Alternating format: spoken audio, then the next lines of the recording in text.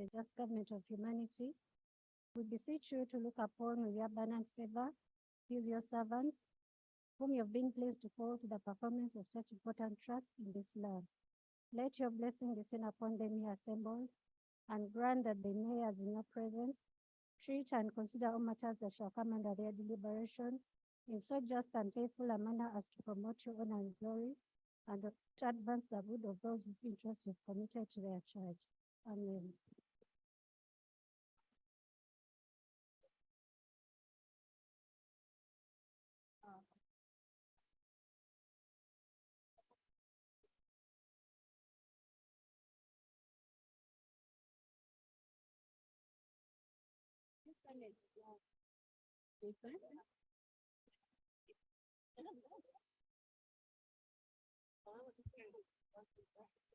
Colleagues, Item number 2 on the order paper. thank you. Colleagues, I Communication welcome from you the chair. to. So are we all settled? I hope we are. It seems you needed like a few minutes. Okay. Yes. Most of you seem still be in a constituency mood. I'll come you back from the constituency. And I hope you had a very good engagement with the community, with your constituents. Before we decided on this short recess, we had gotten several complaints and fears from you directly that we are making you busy here and you don't have a time to go and uproot your opponents who are putting very strong roots on the ground. So I hope you uprooted. Okay? I hope your opponents are now pleading that we take you back to the house. Yes. Yes, honorable colleagues, I found that indeed you have very many issues you always want to raise. Like today, I got very many of you bringing issues of national importance, and we cannot consume all these items and then also handle the items we have on the agenda, on the order paper. So from now and onwards, we shall be indeed, like we've been doing, only five issues. No business of hiding under procedure to raise very critical issues. Then Thursdays, we shall be saving 2 hours every Thursday. So that is your members' date. Raise your constituents and other related issues.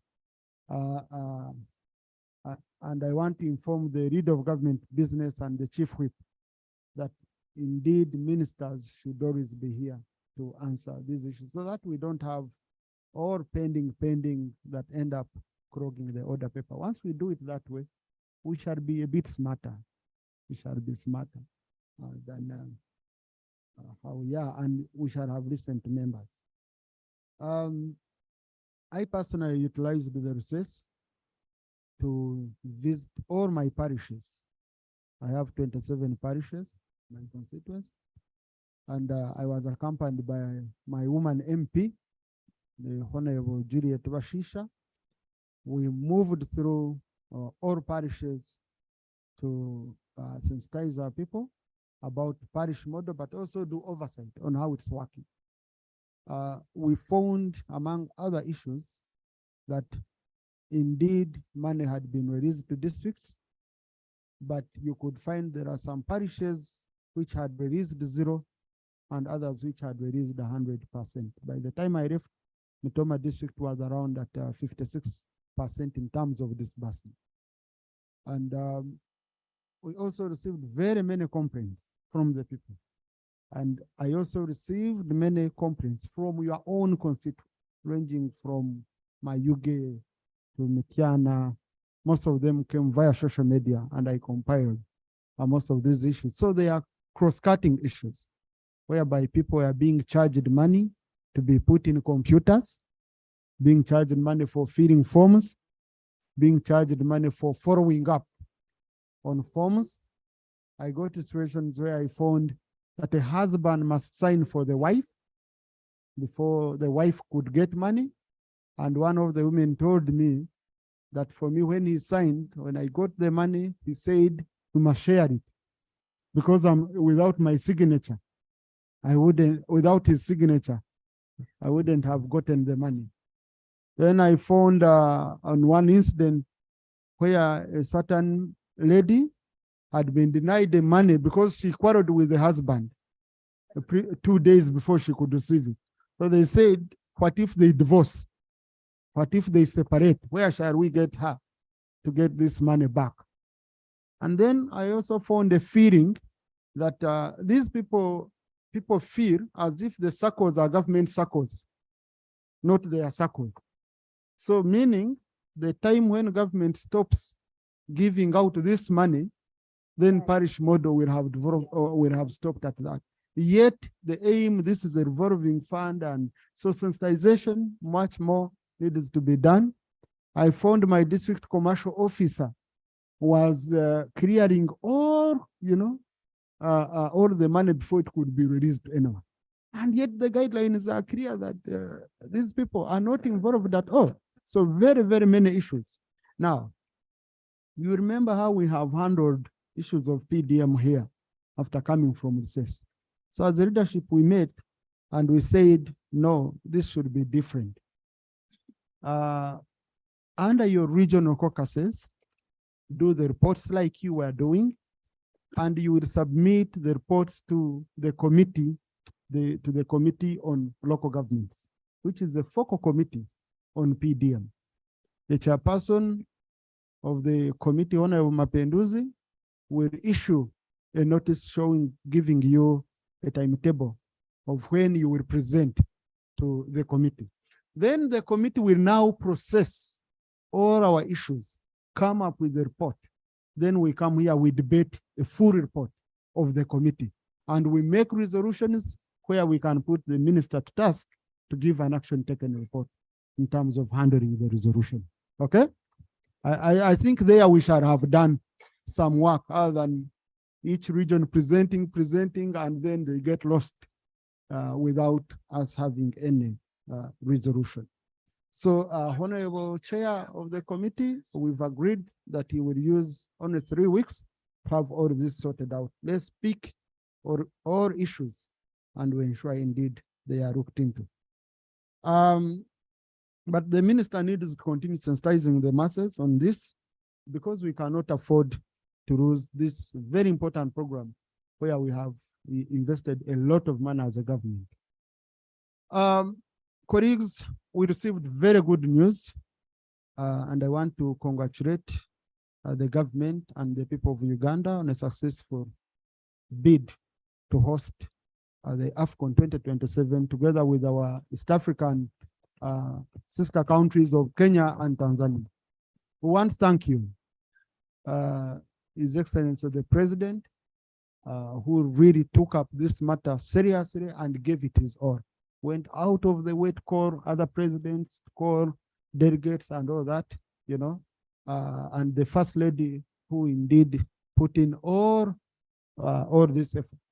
But I want to put it here that the Right Honorable Speaker of Parliament played a very, very critical role in starting all this. People might not know how it all started, and I don't know whether the Honorable Magogo will play or give us very good information. But when the Right Honorable called me in the first meeting, Honorable Rukari and some other members to say, this is possible, can we sell it to the president? We all said, yes, the president will buy this. It's good for our country. So I really want to congratulate her, but especially the Honorable Magogo, who is the president of FUFA, and the technical team at FUFA, National Council of Sports, and everyone who initiated the idea. We wouldn't have taken it up if you people had not cleared it. I want to congratulate you once again. And we shall be indeed having, yes, I'll be receiving the receipts of people in the gallery, the names of people in the gallery. And then we have a substantive motion on that issue. But also I will amend the order paper, because however much we had a motion, we had not received an official statement from government on the floor. So the First Lady and Minister of Education has informed me that she has released a statement for Parliament. So, and it will be presented formally here. So I will amend the order paper to accommodate that statement before we can receive the motion. Okay. Honorable colleagues, also I want to remind you that the 25th National Prayer Breakfast will take place on Sunday, 8th of October 2023 at State House Entebbe from 7:30 a.m. to 11:30 a.m. Every one of you is invited, including Honorable Uganda. And COVID test, I'll guide you on when, on when we shall do. So the theme for this year is fear not, repent, and serve the Lord. I hope we are going to repent all our sins. I can say a lot of sins here, but a lot of possible repentance. So, and it's drawn from Jeremiah 15:19-21. And the guest speakers, we have two, Congressman Tim Warburg, Michigan, USA, and Dr. Alexander Joseph, a renowned author. The chief host will be the Right Honorable Speaker of Parliament, and our chief guest shall be His Excellency, the President of the Republic of Uganda. As we are aware, the purpose of the National Prayer Breakfast is to renew and strengthen the bonds of brotherhood and sisterhood with the faithful across our country and across the world, and give us opportunity to ask God's guidance as we serve the people. Invitation cards will be put in the pigeon holes, and I hope that will be Honorable Bahati ensure that is worked on very, very soon. And ahead of the National Prayer Breakfast, the Women's Forum has been organized, and it will take place on Saturday, 7th of October, 2023 at the Parliamentary Parking Yard from 9 a.m. to 4 p.m. All women MPs are invited. Now, COVID tests for the one we shall have at State House, okay, on the 8th, will take place at Parliament Conference Hall on October 5th and 6th, starting at 9 a.m. to 5 p.m. Please know, without a valid COVID test result, you won't be allowed to join us in the prayers. So with those, I'll just allow around 2 reactions from my communication, but I request on PDM, kindly, I would request you allow us to submit to the committee. And then anything to do with AFCON, I request once we come to debating the substantive motion, you will make your contribution so that we have a very clear flow of how we've handled our business. Thank you. Yes. I'll start with Honorable Semujiri. You never know, he might confirm his attendance for National Prayer Breakfast. Then I add on Honorable Roland Yomjenya. I add Honorable Timozigo. I add Honorable Katesh. And I conclude with Honorable Mujiti. Thank you. Thank you very much, Mr. Speaker. Mr. Speaker, the prayer breakfast by the Speaker of Parliament in the State House, and I have also seen signposts outside. I have seen another host who happens to be a daughter of the president. I want to use that, Mr. Speaker, as you welcomed us back from the recess, because I also saw in the media something that I want to raise relating to your communication. Because the book that you gave us that has all names of MPs also has the protocol in Uganda. And in that protocol, the Deputy Speaker is number 5 in the country. But I saw, Mr. Speaker, reports in social media that you had been delegated by the First Lady, who in the protocol as a Minister for Education is far, far, far below you. Now, Mr. Speaker, you are saying you are going to State House where a daughter, I don't know whether the daughter has teamed up with the Speaker You see, late Prime Minister Professor Poronsiwambi spoke about presidentialism. So I want to be sure that the family of our good president was furnished with information that a deputy speaker is number 5 in the country, therefore he cannot be delegated by a minister, and also that the institution of parliament cannot be summoned by a daughter to go for prayer breakfast. That's what I wanted to find out from you, Mr. Speaker. Thank you. Now, at the National Prayer Breakfast, we do invite different guests. And the different guests include international and local. We have on several occasions hosted several preachers from this country. And the first daughter is one of the preachers. Okay, I don't know whether you've ever gone to her church.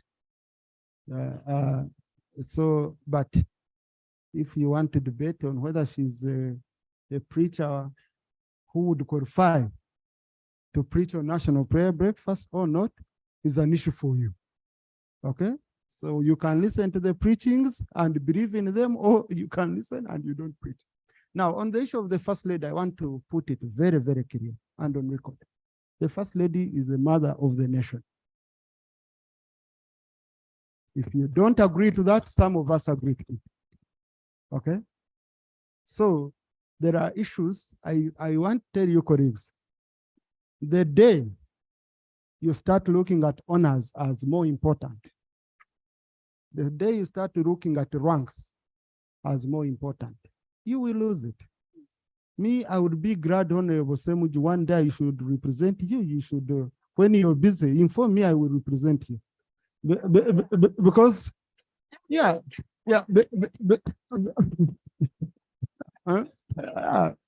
me, inform me, I will represent you.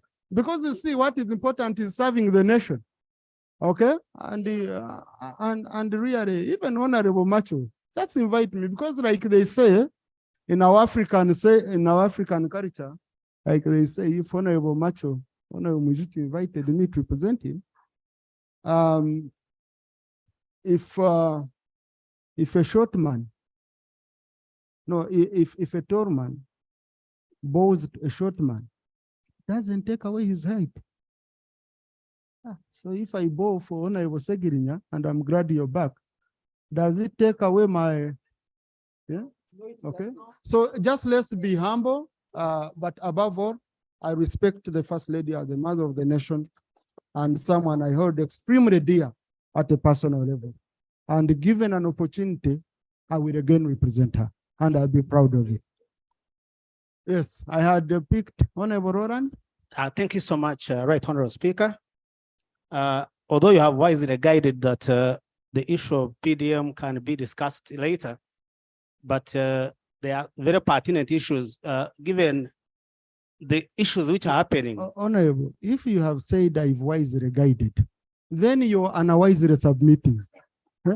Yeah, so no, oh, you're challenging me indirectly. Right Honorable Speaker, I'm not challenging you, but my issue that I'm trying to raise is that there are very pertinent matters that are happening with the PDM, and waiting for 3 weeks without maybe another kind of intervention may lead to loss of money, people are very frustrated in our villages. They are being frustrated, but they are saying the system in Kampala is not releasing money. Others are giving other excuses. And therefore, Right Honorable Speaker, it would be prudent for this parliament to guide very urgently, without waiting for the report, formal reports and all that, on how best our people can access the PDM money. Thank you so much, Right Honorable Speaker. Yeah, you see the danger with that. I would have sat in my seat as a speaker and I do something on your behalf. Yet you went and consolidated all these ideas. And also the minister was following. Some of us have even interacted with him, and some of the issues we sorted out right there and then. My critical fear is us having a debate and issues are lost. The moment you have a report, then you make resolutions and you put a minister to task. How far have you reached in implementing resolution? So I think it's not really 3 weeks. 3 weeks, colleagues, doesn't seem to be a wrong period. Okay? Yeah. Honorable Secretary, I want to welcome you back, and I'm glad you're opening up. Thank you. Yeah. Yes, I had, yes, Honorable Timizigu. Thank you, Mr. Speaker. And I really thank you for communicating issues concerning the National Prayer Breakfast. I'm one of the people preparing that day, that great day for Uganda. However, the National Prayer Breakfast has been having challenges for some years since we entered the period of COVID. And we have been holding the National Prayer Breakfast at State House. Yet it is supposed to unite all Ugandans, including the opposition and members of NRM. And of course, being a function under the Speaker of Parliament, members of Parliament would want to be part. So it is our request, Mr. Speaker, that your office convinces the President that this National Prayer Breakfast should be a function for all Ugandans, that even the opposition should be comfortable to attend, so that next time we can have it at Kororo or anywhere, so that all Ugandans can be united. Because, Mr. Speaker— But Honorable Timizigu, who Yes. tells your opposition doesn't go to State House? Mr. Speaker, I am not aware. No, some, those who want. Yes. Yes. Mr. Speaker, Hey. Mr. Speaker, I've been hearing that they go at night, but I don't have evidence. I do not have evidence. So, Mr. Speaker, that is our request. Thank you, sir. So you see, it is MPs from opposition who have been accusing other members of the opposition of going to State House. Yeah, I don't know whether at night or what. So you propose that we shift the prayer to night? We do it at night so that they can come? No, that's that was on the right note. No, honorable colleagues. Yes, honorable colleagues. The president is not hosting us at his personal residence. He's hosting us at his official residence, and we are the ones who requested. Okay, we are the ones who requested for him to host us. So, State House is a government of Uganda property, where every Ugandan has the freedom to go there. I can put it to you that even when we are going at Africana, members were not coming. They were not coming. But you see, heaven is a very small place, so only a few people will qualify to go there. So for us who want qualify to go to heaven, okay, we shall go, but everyone is invited, honorable colleagues. Just if you cannot be able, you can follow on TV, and we've listened to your concerns. Next time we've taken note of your concern. On that same issue, Rob. Yes, Rob.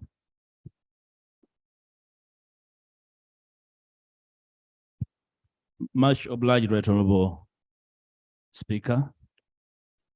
On the subject of the National Prayer Breakfast,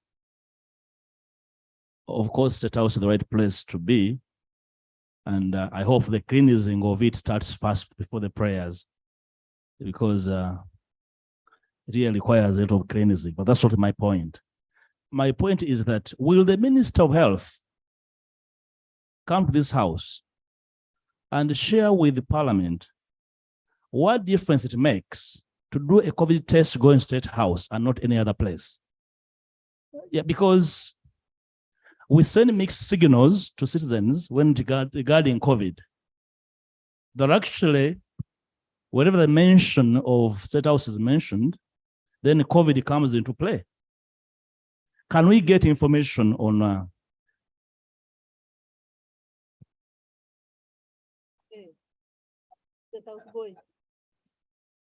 Thank you, Mr. Speaker. The clarification I am seeking from the leader of opposition is whether he has forgotten that we have a very old president who one way of preserving him is checking everybody.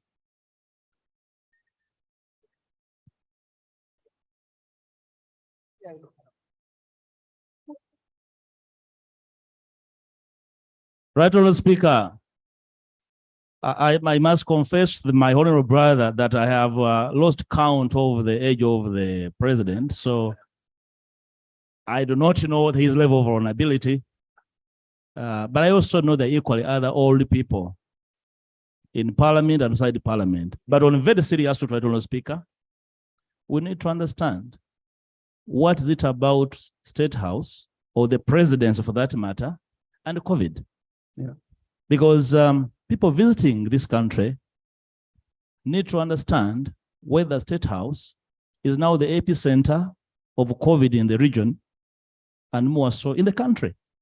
Thank you. Otherwise, the mixed signals we are sending are not good for us. Or else, COVID is being used as a cover to transport some other intentions that are not declared. Honourable Speaker, shall we get clarification from the Minister of Health regarding this subject matter? Honourable Minister.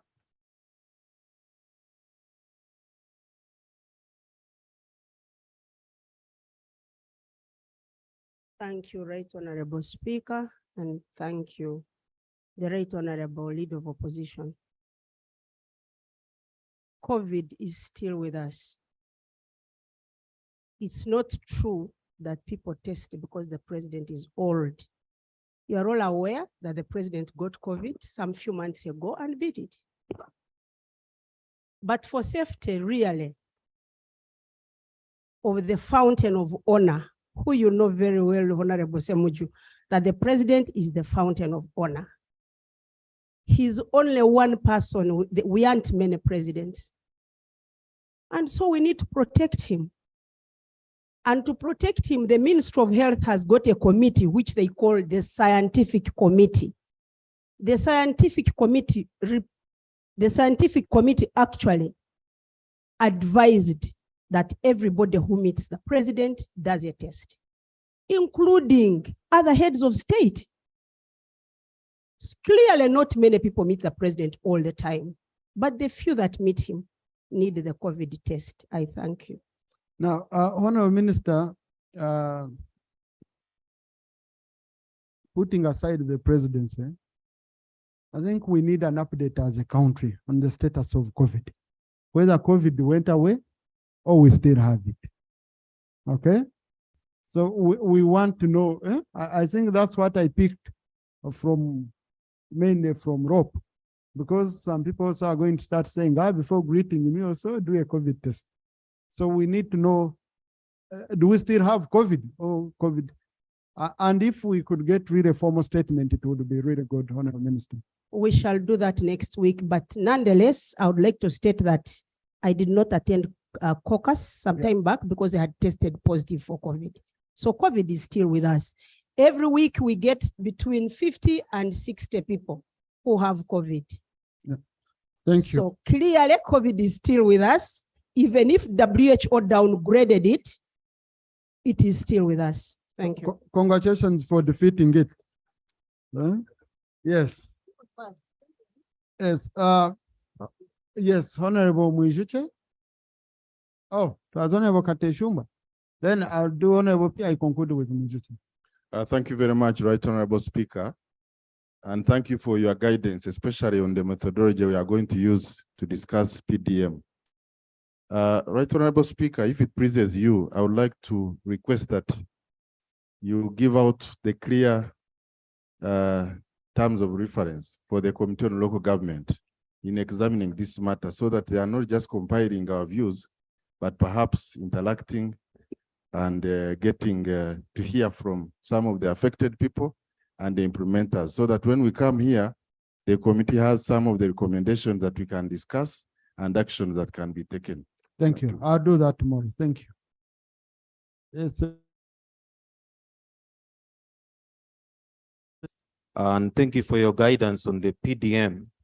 I just wanted to seek further guidance because during the recess, over and above monitoring PDM, we also went to monitor the 1 billion shillings, participated in the district road committees and field visits.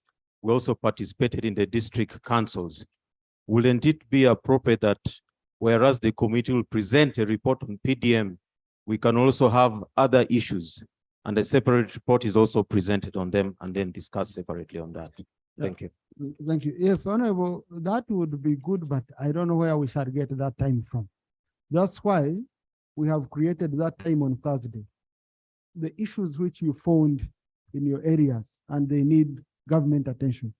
These are issues which you'll be raising on that day. So I request the ministers, and I'm glad ministers you're here. Ensure on Thursday we are here in big numbers and we answer the issues. Our MPs have just come back. They have very many issues they found. They would want you to respond to them. Honorable Mwijuche. Right, Honorable Speaker, thank you for the opportunity. For me, I'm excited about the prayer breakfast happening at State House for two reasons. One, that I've always fought to enter State House. And so this may be my best opportunity to enter and stay. Because I have been involved in a struggle to get there. And so I am going to ask Ugandans who have always wanted to come to State House to come on that day so that we enter State House and keep there. But two, I am also excited that the theme is repentance. And therefore, State House is the best venue we can go to preach repentance. And I would be happy to be appointed as one of the preachers, so that I go and preach. And the challenges we have had in State House are dealt with once and for all. I want to thank you. Now, I think we would have appointed Honorable Mwijuche as a preacher. But when we checked his record in the seminary and how he took off, we found his qualification is lacking a little bit. So that's how he missed out. But on the one of entering State House and keeping there, we wish you luck. Okay, colleagues, let's go on matters of national. Yes. Oh, is Opposition Chief Whip? Thank you, Right Honorable Speaker. Prayer breakfast, Mr. Speaker. If you were to dissect the essence of it, it was meant to seek divine intervention to a nation's challenges that we grapple with, including sickness and disease. But this particular one that is being hosted in the State House is designed with restrictions that some people should not attend. Moreover, the essence was all should assemble irrespective of political affiliations, issues of health, whether you have COVID or not. It is about seeking divine intervention to the country's challenges, Mr. Speaker, sir. But that it is falling short of its meaning, then we are far from convening an annual event called a national prayer breakfast, Mr. Speaker, sir. Thank you. Now, I think everyone is invited. Then if we find you sick, you should go to hospital, we pray for you. Okay? Because you're sick, you need treatment. But you see, honorable colleagues, I don't know, and I'm really surprised how the issue of national prayer breakfast can cause all this. When every Thursday at 7 a.m. in the members' lounge, okay, the team always holds prayers, and nearly all people who have spoken, apart from Honorable Timothy Gumaiko, I haven't seen any of them there. Now, where are you waiting for the national one to pray? Don't you think some of the problems, if you had started praying and interceding, would be okay? Please, let's not read much into this. Let's go in, we support each other. Honorable Katsime Annette Mugisha.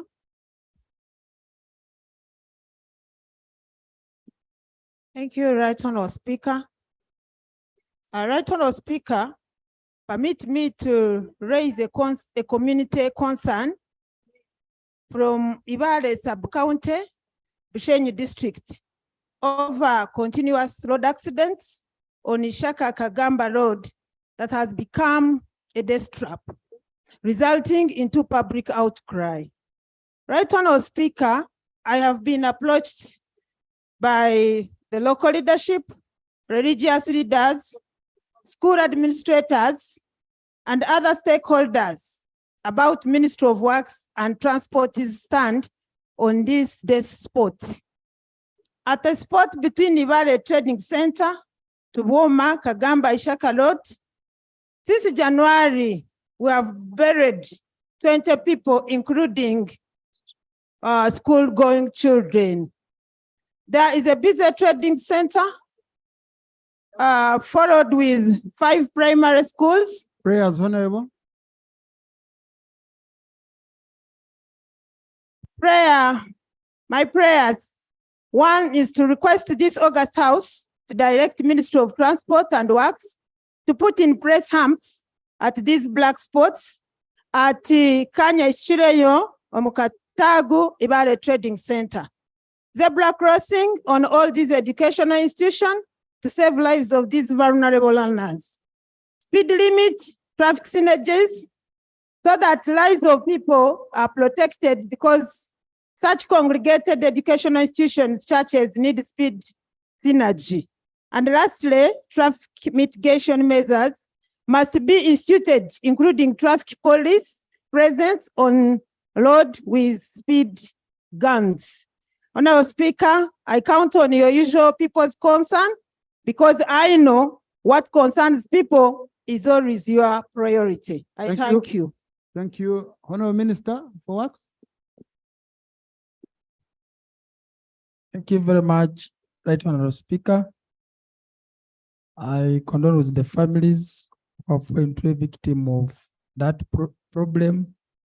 I'd like to inform the honorable colleague that we noted the problem, and as I speak now, after next week, our engineers will be on the ground to fix the problem of humps, such that we save our children. We just request this and zebra crossing. And the zebra crossing. By after next week, we shall be there to work on that problem. We are aware of it. Thank you. Thank you. Now, colleagues, in the public gallery this afternoon, we have teachers and students from Emirates High School, Busiro South constituency. They are represented by Honorable Narima Betty and Honorable Charles Matovu. They've come to observe proceedings of this house. Please join me in welcoming them. Please stand up so that we can. Okay. Yes. Thank you. Thank you for coming. We also have in the public gallery this afternoon, students from the School of Leadership at Harvest Institute. They've come to observe proceedings of the house. Please join me in welcoming them. Please, can you stand up? Thank you. Honorable members, in the VIP gallery this afternoon, we have officials from the National Council of Sports. The delegation comprises of Mr. Tashobia Ambrose, Chairman, National Council of Sports, and Dr. Ogwar Bernard, General Secretary, National Council of Sports. But I've seen others. I've seen Mr. Edgar Watson, our former prayer. I've seen the FUFA Vice President, Mr. Mugisha. There's also Ed. I'm seeing others whom I might not have noticed, but I'll get the names. Yeah, that's Kiza. Yes, yes. Oh, and then our very own Honorable Nachwara Chiingi. Yes, please, Honorable. Thank you. Thank you for coming. So let's proceed. Honorable Muwada Nkunyinji.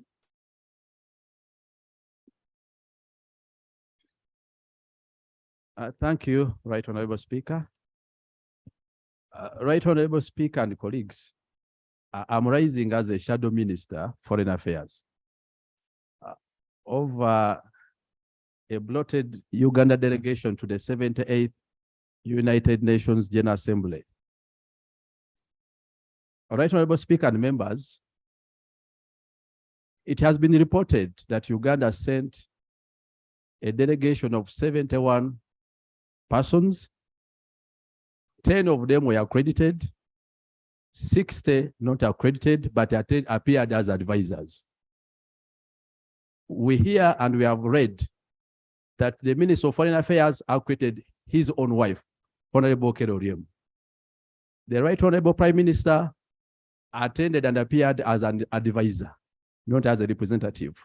We have had contradicting media reports with the voices of the Prime Minister alleging that she never authorized the Minister for General Duties Office of the Prime Minister.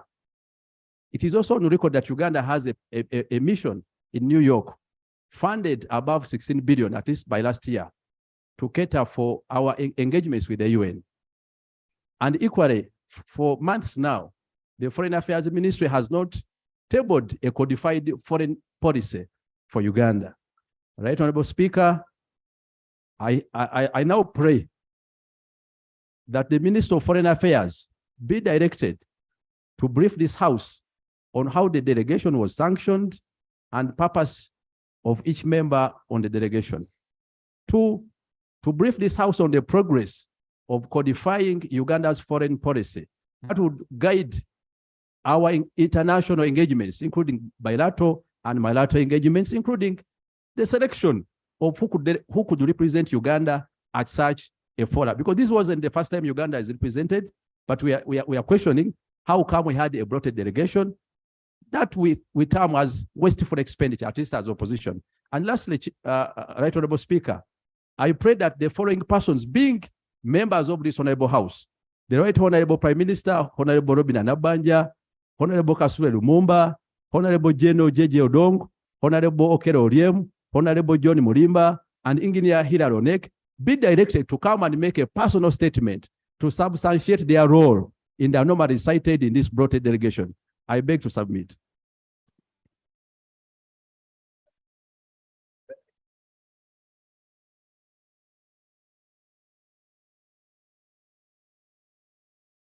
Now, honorable colleagues, the shadow foreign minister has raised an issue that has been in the media that long. So let the Minister for Foreign Affairs come on Thursday and explain as requested.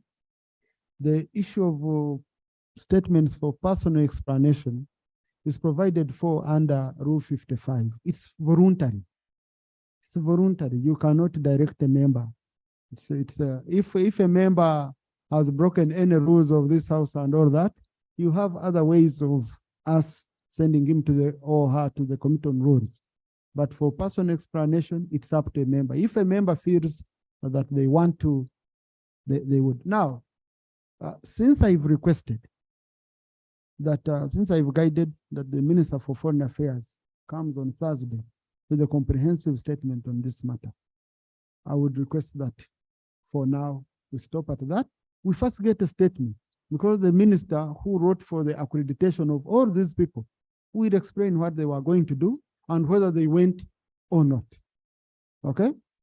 I think for now we can leave it at that. And I hope you still want to open it.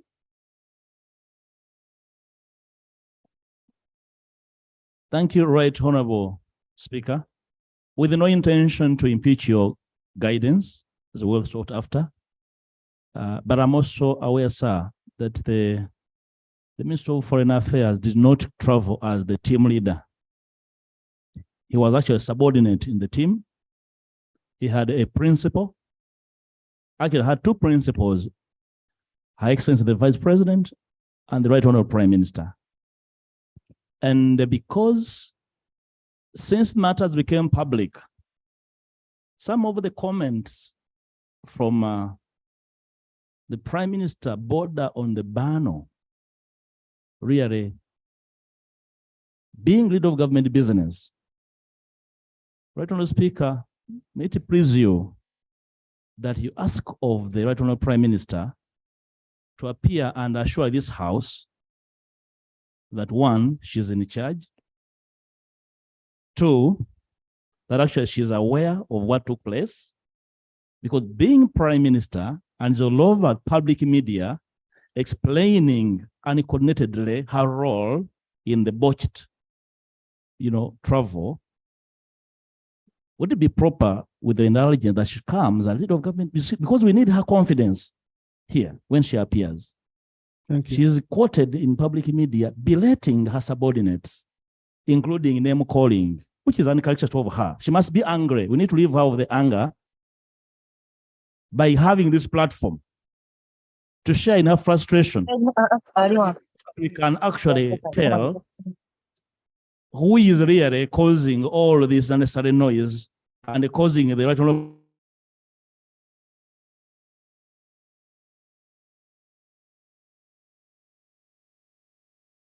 To begin with, whether you're a vice president, whether you're a prime minister, whether you are accredited by the Minister of Foreign Affairs. Okay? So, and the Minister of Foreign Affairs must give the reason, must know the reason as to why they are accrediting you. So that's why it's very important for Honorable Minister, I would request you to first leave this matter on. Okay? Now, so the Minister for Foreign Affairs will come. But you see, on the side of government, some of you who have read a lot of books, a lot of literature, there's a book called Darkness at Noon by Arthur Koestler. Now, in that book, this gentleman was having a situation where they were fighting fire. Now, they had everyone bringing pumps to fight the fire. They were pumping water to fight the fire, but the fire wasn't going out. Until when they discovered that some people were using water to put out the fire, and others were using fuel to put out the fire. So there was, they were neutralizing each other in one way or another. That's what I'm seeing. On this matter, on the side of government, some are using water, others are using fuel. And that's why the fire is not going out. And in such a situation in many countries, if you're not steady, parliament comes in, and parliament usually comes with fuel. It doesn't usually come with fire. So for now, it doesn't usually come with water. So for now, I would advise you that please use water on your side. Stop the fuel.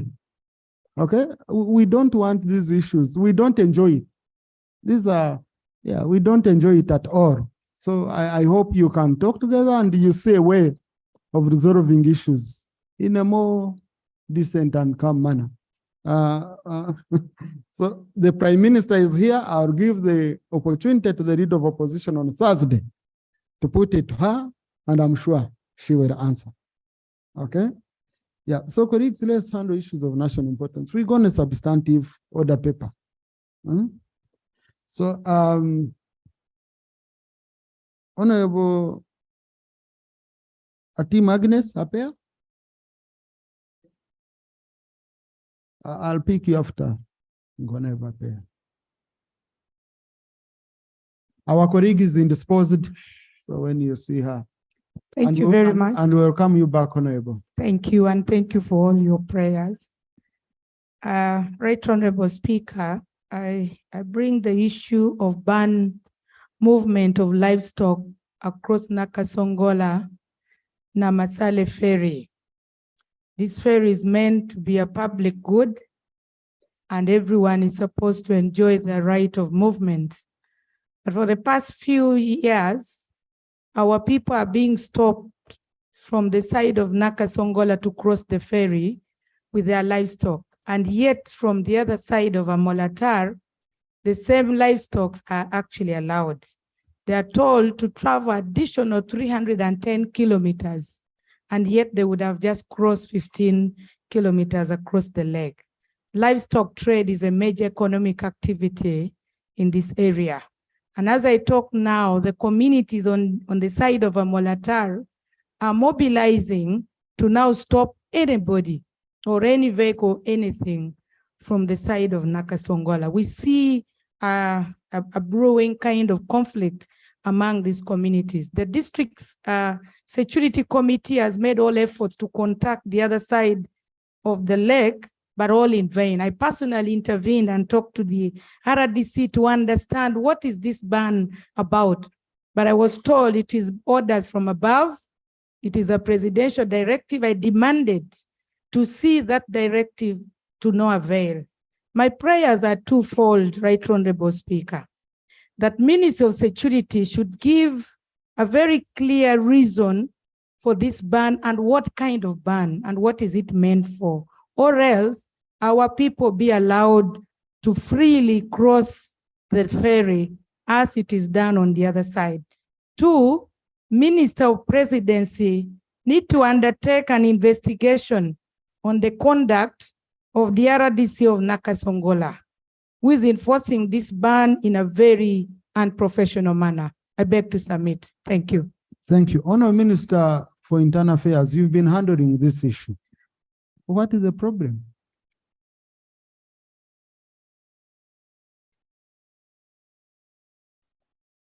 I've taken note of the concern of the Honorable Agnes, and I want to request through you, Chair, that we go back and consult, because it has to do with many ministries. Stock movement is agriculture, then the RDC issue, and then we come back with a concrete response, maybe even act before we come here. Yeah, please, mainly it's about action, because I understand on the side of Amorata, if you don't work on this, you might also have another catastrophe from that side.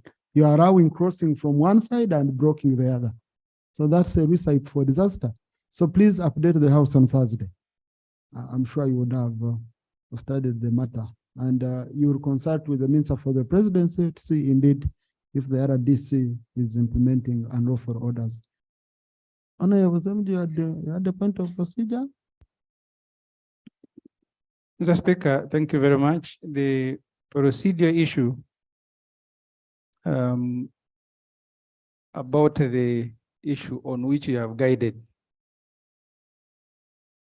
The Vice President by our Constitution is number 2 and actually a president in waiting. I wanted to find out, Mr. Speaker, whether in this matter of quarreling and you will not find space for the Vice President to come and speak to Parliament on this matter. Because the letter of the Minister of Foreign Affairs accrediting the delegation had her as the head. And the Minister of Foreign Affairs is under the Vice President. So I wanted to raise and request to you, Mr. Speaker, to allow the Vice President, who rarely is she's here, come and tell us what she went through, because the media reports are really troubling. That they are seated, then they saw the Honorable Prime Minister in her usual style of maverick appearing. So we need the Vice President to tell us really, or even she was able to represent the country, Mr. Speaker. I am requesting kindly. Thank you. Now I think this is the fuel I was talking about.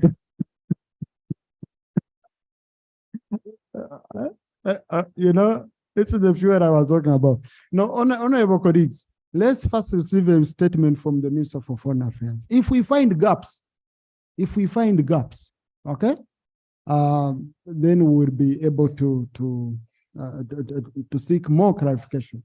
Number 2, if the Vice President, I'm sure she has heard and her team has heard, if she wants to make any statement, let her come and make it. But for now, for us, we need a statement from the Minister of Foreign Affairs, because you see what is important is the purpose. The purpose. You accredited people for what purpose? If you've accredited so and so, what was the purpose they were going to serve as part of Uganda's delegation. I think that's very, very critical. Because whenever I see you're itching, what's the issue? You've done all signs to attract my attention. Huh? And today is free sitting, honorable colleagues.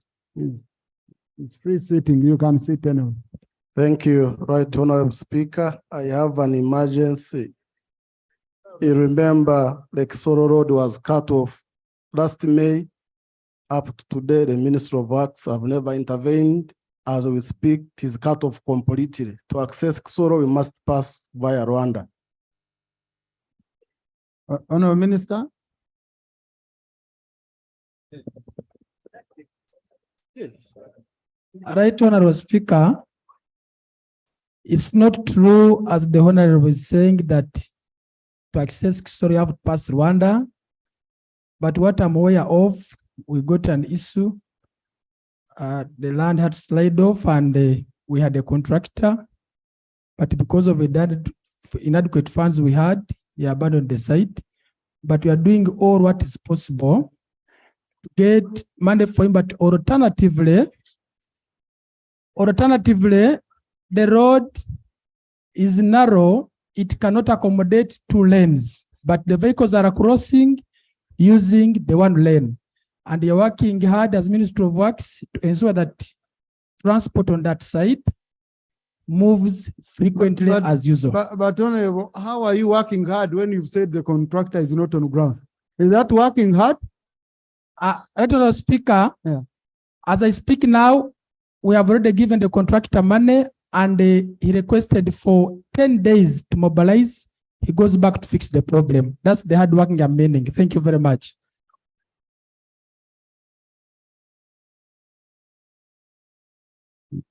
You see, honorable colleagues, now we are standing up here. We want to contribute on the matter, okay? The question is, what value will it add if the contractor needs 10 days to mobilize? Okay, apart from the fuel. Now let's go on other matters. Honorable Minister, please hold a meeting with the MPs from Kigezi sub-region, especially Kabare, Kisoro, Rwanda, okay?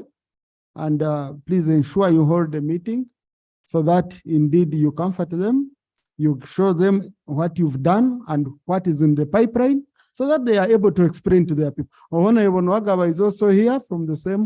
Maybe some bit of information. With the onset of the rains, the entire stretch of the road from Kaharo to Kabare in those hills, part of it has developed a fissure. And if it goes, the only alternative is the old Kabare road, which you have abandoned. And unless you make some emergency repairs on the old Kabare road, which is a Maram road, although you have promised to tarmac it for the last 30 years to no avail, very soon you will have no heavy vehicles, trucks crossing from Mbarara to the western region, including Rwanda. So you better think seriously about the old Kabale road as an alternative to the winding, hilly Kabaraga road. Yeah, honorable colleagues, these are issues we should hold the meeting tomorrow, honorable minister. These are issues you hold in that meeting, and then we'll see a way of reporting back about it. In the public gallery this afternoon, colleagues, we have teachers and pupils from Oyam Junior School, Oyam District. They are represented by Honorable Alum Sandra Ogwang and Honorable Dr. Apio Otuko Eunice. They've come to observe proceedings of this house. Please join me in welcoming them. Please you stand up so that we can welcome you. Thank you. Yes. Honorable Watkins.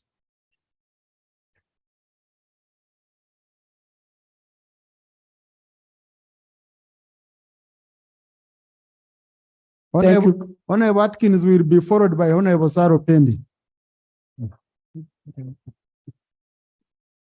What's the problem, colleague?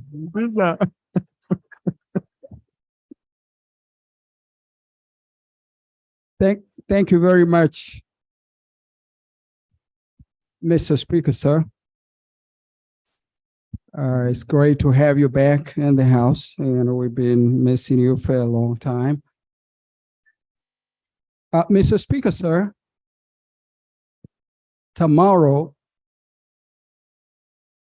is a great, grand day for the people of Kasese, Mr. Speaker. Our community already on the ground, ready and further to receive the King of the Ruru, His Majesty Singer Charles Wesley Mumbere Erimangoma. As Royal Guard #1, I'm so excited and I can't wait. But Mr. Speaker, here is the deal.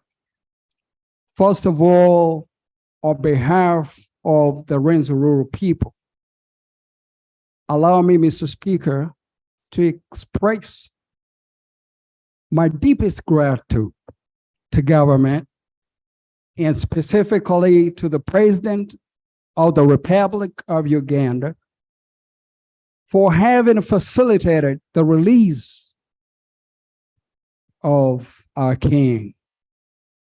And I know, Mr. Speaker, your office, including the Right Honorable Speaker, Anita Mourn, and yourself, Mr. Speaker, and all the elders, including Honorable Moroli Mukasa, and a lot of peace-loving and law-abiding citizens have worked all together to make tomorrow happen. Now, Mr. Speaker, my prayers. We know what happened, and I don't want to rewind a sad story. Mr. Speaker, sir, back home in the community, we don't have what we used to call a palace. And my prayer this afternoon is to ask government and this parliament that in the next financial year, I ask colleagues to support us and trying to put a voice and a formal request to allow the palace constructed by the government of Uganda. Number two, Mr. Speaker, sir, tomorrow we're receiving the King, but he's going to be hosted at a subject's house or in a subject's house. That is unfamiliar with kings. And Mr. Speaker, sir, I again allow me, Mr. Speaker, to again put a request before colleagues and to your leadership, or before your leadership, to ensure that a palatial home is constructed for the King. Everybody is invited to Kasese, and I'll be so happy if it pleases you, many of you joined us in Kasese to give the King a grand reception. Mr. Speaker, I want to appreciate you for the opportunity. Thank you very much. Thank you, Honorable Watkins, and thank you for providing leadership as far as those issues are concerned. And we wish you fruitful celebrations. Right, Honorable Prime Minister, you've had the issues the Honorable colleague has raised. I want to thank Honorable Atkins for informing Parliament about the release of our King, His Majesty Wesley Mumbere, and I congratulate the people of Kasese and the entire region. And I thank you for welcoming him back in such a way whereby you are organizing a wonderful celebration for him to welcome him back home. Right, Honorable Speaker, the kingdoms, I think they have, let me say, the kingdoms can write to the Ministry of Gender, Labor and Social Development, and they put their request, whereby Ministry of Gender will put it to the concerned ministry, that is Ministry of Works. Right, Honorable Prime Minister. You have a way you deal with such a matters, okay? Just I would request you to follow up on it, ensuring the colleagues' request. Right, Honorable Minister, I will follow up the matter, but let him come to me and we handle as required. Thank you. Honorable colleagues, what would be wrong with the member going to a prime minister?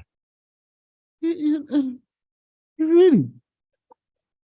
And then after you come here, you complain that we look for them, we don't get them. But here on the floor, you're saying you don't want. So, Rob, you wanted to say something on that?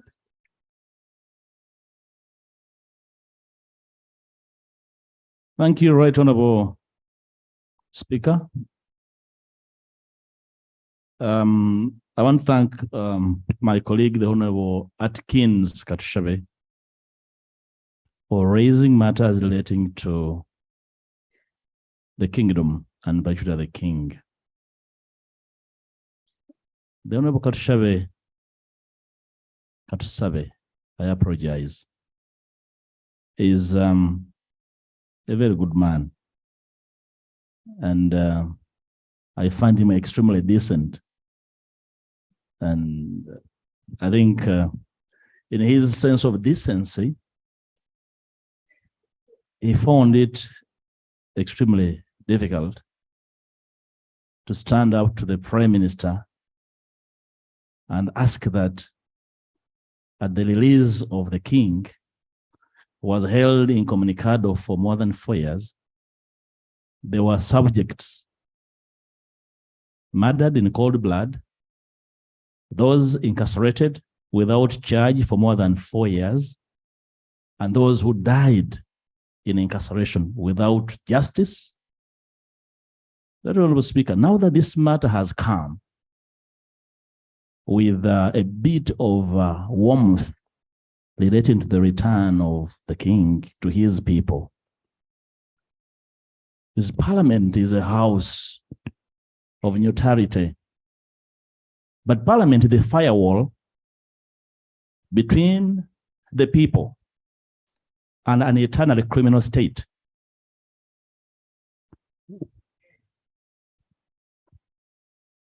States by their nature are criminal, if you understand statecraft. And when you have parliaments, they must stand between the people and the criminal state. Right, Honorable Speaker, will it please you to ask of the Prime Minister to come to the House and also make an account to the country how matters of justice have been handled in this community, that the return of the king is not a ritual, but a restoration of the sense of dignity of the people of Kasese, and understanding that when there are misunderstandings in this country, the gun can never be the solution, Madam Speaker. Will it please you to instruct the Prime Minister at the return of the king, at the sense of identifying with the people, to make a statement here on the sense of justice, Madam Speaker? I so pray. Thank you. Now, I hope you had gotten misguided, because when you said the Honorable Katushabe is a very decent man, that's why he didn't open the wounds. Now, when you started opening the wounds, I said, is Rope indecent? Yet I know him, he's very decent. Okay. Please, Honorable Arion, take your seat. Yes. So now I was asking myself. So now, Honorable colleagues, the people of Kasese are celebrating. Okay. I don't want to cause any anxiety in their celebrations. Rope, anytime, I think you can raise this matter, but let's give them a chance. They first celebrate, okay? Yeah, if they went through the court process and all that and whatever they agreed upon, let's first give them a chance. They celebrate, then these issues can be handled. Because I know Honorable Atkins is among the people who are very tough on these issues. Now, when you see him speaking like this, he's raising the voice of his people. So let us not overshadow their celebrations with Parliament directing investigations into what went wrong and all that. Okay, yeah. But anytime we look into that, we'll discuss the business. Yeah, Honorable Saropendi. Thank you very much, Right Honorable Speaker. Right Honorable Speaker, the rains are here with us. And it's very unfortunate that within Kampala, we have people who take advantage of the rains and release their sewage when we have rains. And of course, this goes and contaminates water sources. I have specifically a complaint, Right Honorable Speaker, from specifically 2 schools. St. Kizito Secondary School and St. Anna Primary School. They are all in Kaboa in Ruvaga. And the residents around these schools have brought it to my attention that when it is raining, Right Honorable Speaker, these 2 schools actually open their sewage and it's washed with the rains. So Right Honorable Speaker, my prayer is that the Ministry of Education that is charged with the responsibility of inspecting schools and ensuring that they have all the necessary infrastructure in place, visit this school, but also secondly, Kampala City Council and the Ministry of Health are responsible to ensure that the health of the people are not affected by those who are trying to use the rains, to empty their sewage. So Right Honorable Speaker, I request that the Ministry of Education specifically looks at this matter and hopefully gives an update so that the residents who have reached out to me can have some relief. Thank you, Right Honorable Speaker. Honorable colleagues, it's free sitting. Don't squeeze yourselves. It's free sitting today. You can sit anywhere. Okay? Honorable Minister. Thank you very much, Right Honorable Speaker. Right Honorable Speaker, first of all, I want to thank Honorable Sando Pendi for drawing this matter to our attention. The Ministry of Education technical team will work with the stakeholders, including NEMA, to assess the situation and advise the schools on how to manage this situation. I submit, Right Honorable Speaker. Yeah, but Minister for Kampala, this is in your jurisdiction. So, Minister for Kampala, you can submit from there.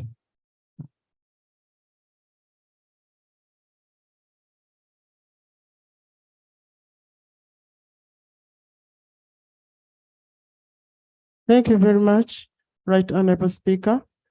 We are aware about that situation, but we need a mindset change in our community because that problem started a long time ago, but we are trying to work on it, and we have worked on it because it is not as it used to be.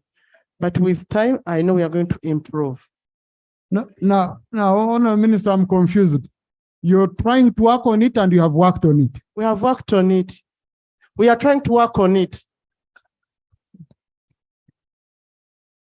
We are trying to work on it, and it's been rampant throughout because they don't have sewer lines, which is a very big problem.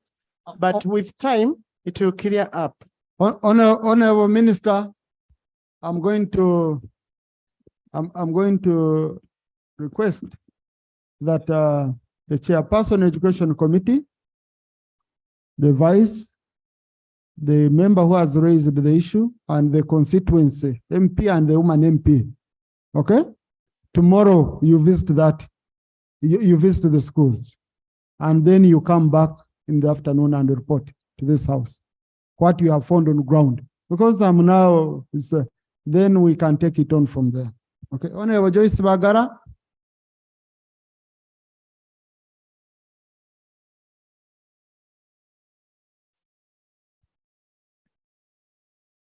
Thank you, Right Honorable Speaker.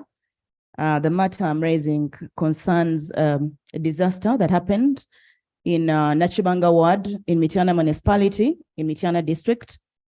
There are 3 schools. 2 of them are government-aided schools, and 1 of them is a private school. They've been raised by the heavy rains and hailstorm, as well as the health center, Lulagala Health Center 3, and the maternity ward. Actually, Right Honorable Speaker, by the time that happened, there was a pregnant woman who was in labor. She managed to run out of the building and gave birth shortly after, I think out of fear.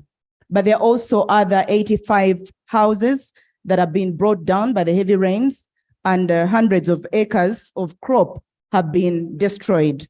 So my prayer is to the Office of the Prime Minister, Department of Disaster Preparedness, to really help these people, but also urgently, Right Honorable Speaker, like I spoke to you earlier, there is an issue of members of parliament raising matters of urgency, especially regarding disaster, and then disaster preparedness takes so long to take relief to these people.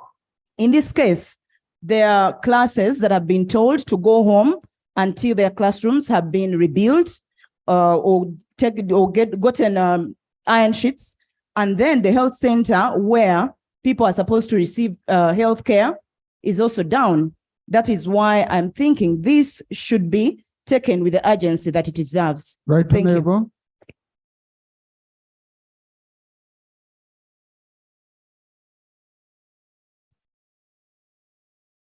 Right Honorable Speaker, I request the honorable member to give us the communication from the district. Please lay it on table so that we can make a follow-up. Thank you. Right Honorable Speaker, I'm laying this letter from the town clerk of Mityana Municipality, a letter to the Office of the Prime Minister, so that we can get relief in Mityana Municipality. Thank you. But also, Honorable Minister for Education, since these are schools and we have some emergency fund under Ministry of Education, can you come in hand to work with the Prime Minister's office? Thank you very much, Right Honorable Speaker. Right Honorable Speaker, there was a time when my ministry had the funds for emergencies. Yeah. But I think when the Ministry of Disaster Preparedness came on board, all these funds were transferred to the Prime Minister's office. I Okay. submit. Thank you. Honorable Kwizera. Right Honorable Speaker, thank you very much, and your colleagues. Right Honorable Speaker, we thank you very much for the role you play in promoting tourism, same as the colleagues who got to promote tourism in this country. I am raising an issue of national importance where, although we promote tourism, but access to the tourism destination areas is very, very big problem. We have Chisoro, Rubuguri, Nteko, Muko Road, which is 72 kilometers. Both cabinet and the president have directed that this road be taken as a priority, because on that road alone, we contribute close to 300 million per day in the tourism season. Both tour operators and investors in this area are threatening to demonstrate, because the government has not taken this road as a priority road. It is the prayer that government prioritizes this road and show cause or proof that they are going to commence and when. Second point is that as a government or parliament, we should categorize roads between those which contribute to economic value and political value.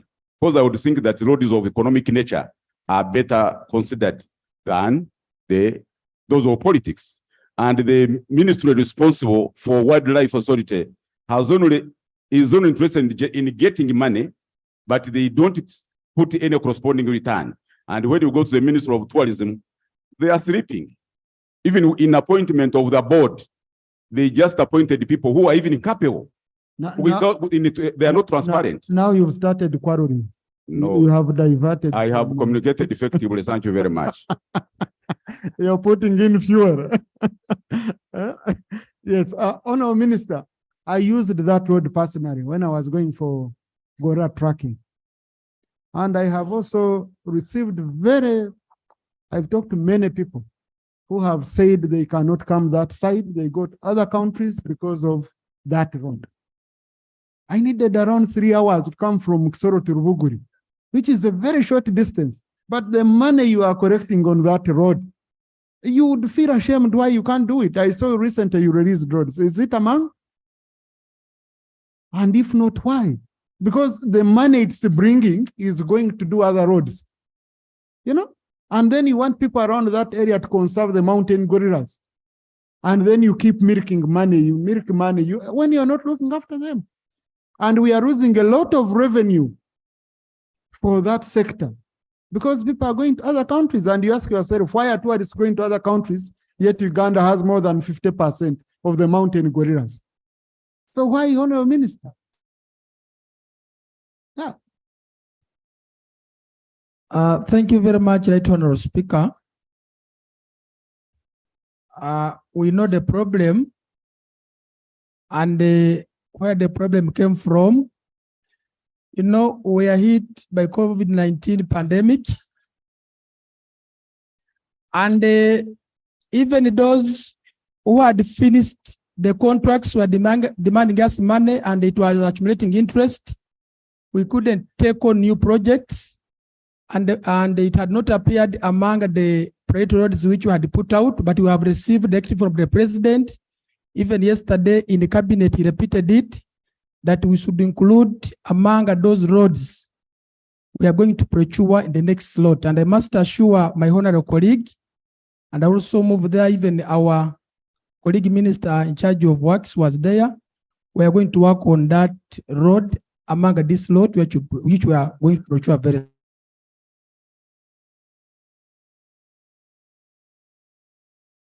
Because when you stood up, colleagues were whispering that you're going to say, we are working on it. You should avoid that kind of being predicted. That's how you handle issues. Next item, colleagues whom I have not picked, I know your issues. Tomorrow I will start with you. Statement by Minister of Education and Sports on the successful East Africa Pamoja bid for hosting the African Cup of Nations, AFCON 2027. Thank you. The statement had a mistake in the title, so they've corrected it. When you go on the system, you might find a mistake, so they've corrected it. Honourable Minister. Thank you very much, Right Honourable Speaker and honourable members.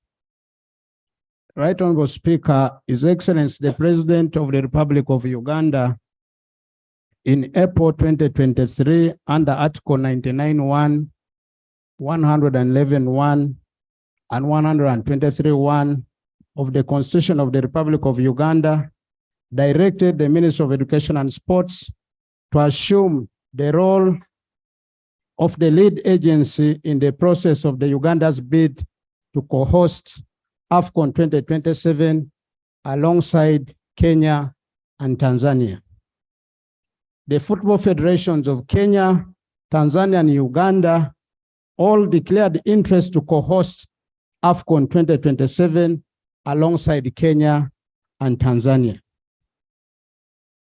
On behalf of the Ministry of Education and Sports and government, we submitted a sovereign guarantee to the Confederation of African Football in April 2023 as part of the requirement in the bidding process. We were informed that the government of the United Republic of Tanzania and the Republic of Kenya had similarly compiled with the requirements as guided by CAF.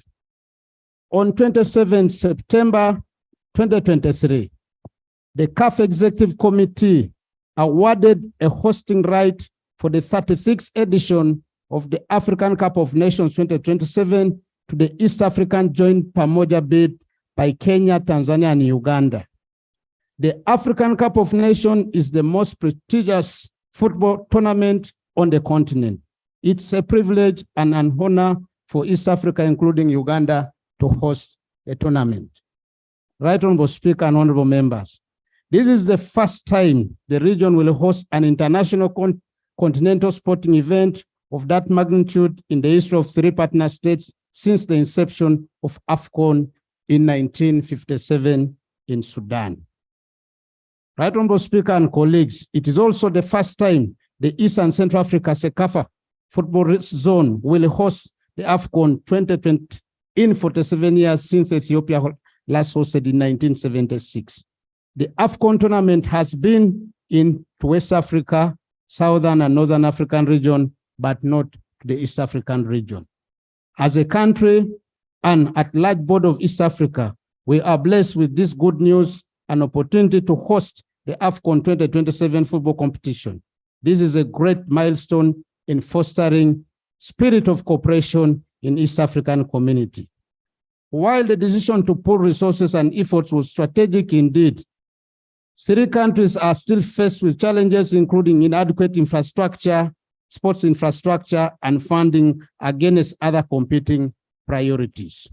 Right Honorable Speaker and colleagues, the AFCON 2027 requires a substantial investment in infrastructure for the games, accommodation, air transport, water, and road transport accessibility. These are expected to yield significant dividends in the short, medium, and long term. We note that in March 2017, Uganda was able to host one-day World Athletics Cross-Country Championship in Kampala, and the report from the sports consultants firm that undertook research shows that the direct economic impact on the championship stood at $2,622,000 overall. Furthermore, we also know that $1.3 million out of the total expenditure of $1.96 million was spent on the local suppliers, among others. Right Honorable Speaker and colleagues, the AFCON 2027 is not just about football, but is also an opportunity to showcase the beauty of East Africa to the rest of the world. Many tourists are expected to flock to the region known for its diversity, culture, landscape, wildlife, and vibrant cities, to mention but a few. Right Honorable Speaker and colleagues, Uganda made a commitment to the Confederation of African Football to undertake and ensure the following are implemented. Number 1, execution of government guarantees to host AFCON 2027 submitted to CAF. Number 2, sign off and submission of the host agreement after CAF bids declaration.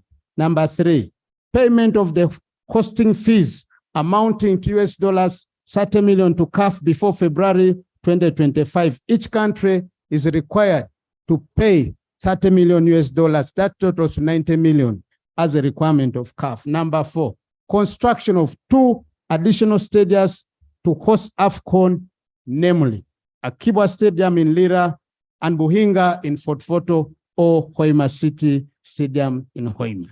Number 5, completion of the renovation and upgrading of Mandela National Stadium. Number 6, securing all required funding for smooth logistical operations and delivery of the game. Honorable colleagues, the Ministry of Education and Sports is committed to the realization and delivery of AFCON 2027 to showcase the potential of our country, while at the same time developing the infrastructure required to leave behind an existing legacy for the country. I want to take this opportunity on behalf of the Ministry of Education and Sports to extend my appreciation to His Excellency the President of the Republic of Uganda and the President of the Republic of Kenya and High Excellency the President of the United Republic of Tanzania.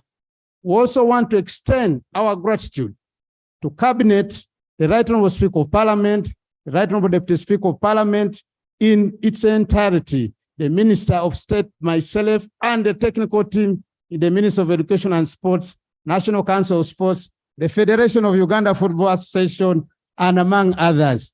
Honorable colleagues, Friends of East Africa, I want to say I am proud to be among those who have made the history of being. Honorable, are you reading a statement? I'm reading the statement, Right Honorable Speaker. Right Honorable Speaker, I want to conclude by thanking you in a special way for being part and parcel of the entire process while in Cairo. Can we clap for the Right Honorable Deputy Speaker? You led us, and I want to say thank you. May God bless you abundantly. I say all this for God and my country. The statement is signed by the Minister of Education and Sports, the First Lady of the Republic of Uganda. I thank you so much, honorable colleagues. Thank you, Honorable Peter Ogwanga, and congratulations. And I saw you spending sleepless nights with Honorable Magogo and the team from National Council of Sports and FUFA. You guys did a wonderful job. You know, colleagues, one thing I came to understand, I thought you just submit a bid as a country and people look at your beauty and they offer it to you. I have come to understand that if we want to benefit from this, from getting such a, big tournaments coming to Uganda, we must build relationships. Build relationships, we must give capacity to our entities, from National Council to FUFA to the ministers. To find, anyway, I don't know which better language, but at least a minister should be able, when he stands up to speak, he has 5 delegates around him. We saw one minister, when he was standing up to walk, half of the delegates were moving with him. Now we said, we are not contesting with this one. So what we did, Moses Gogo had to advise us that we have to tag along this one so that he supports us. Without him, we are not winning. When I came to ask why, he said his country had given him capacity to build relationships in the footballing fraternity. But when you come, you don't have a network and you expect to win it out of nowhere, is extremely difficult. But I also saw the determination of a president who could even, who spoke to most of these presidents in the region, begging, saying, please support us. I was very happy, Mr. Rope, one of the people whom we were coordinating with and encouraging us, asking us the updates, the leader of opposition. So this became, it really gave us impetus to even work harder, to find we are all united as a country. So this is a very big achievement for the country, and I hope now the real work starts. We don't just celebrate winning a bid, not knowing we must deliver. So as I had guided, let us also receive the motion, and then we have a debate for both of them at once. Okay? Yeah. Next item. Item number 3 on the order paper. Motion for a resolution of Parliament to pay tribute to a successful East Africa Pamoja bid comprising Uganda, Tanzania, and Kenya for hosting the Africa Cup of Nations, AFCON 2027. Honorable Room Santa.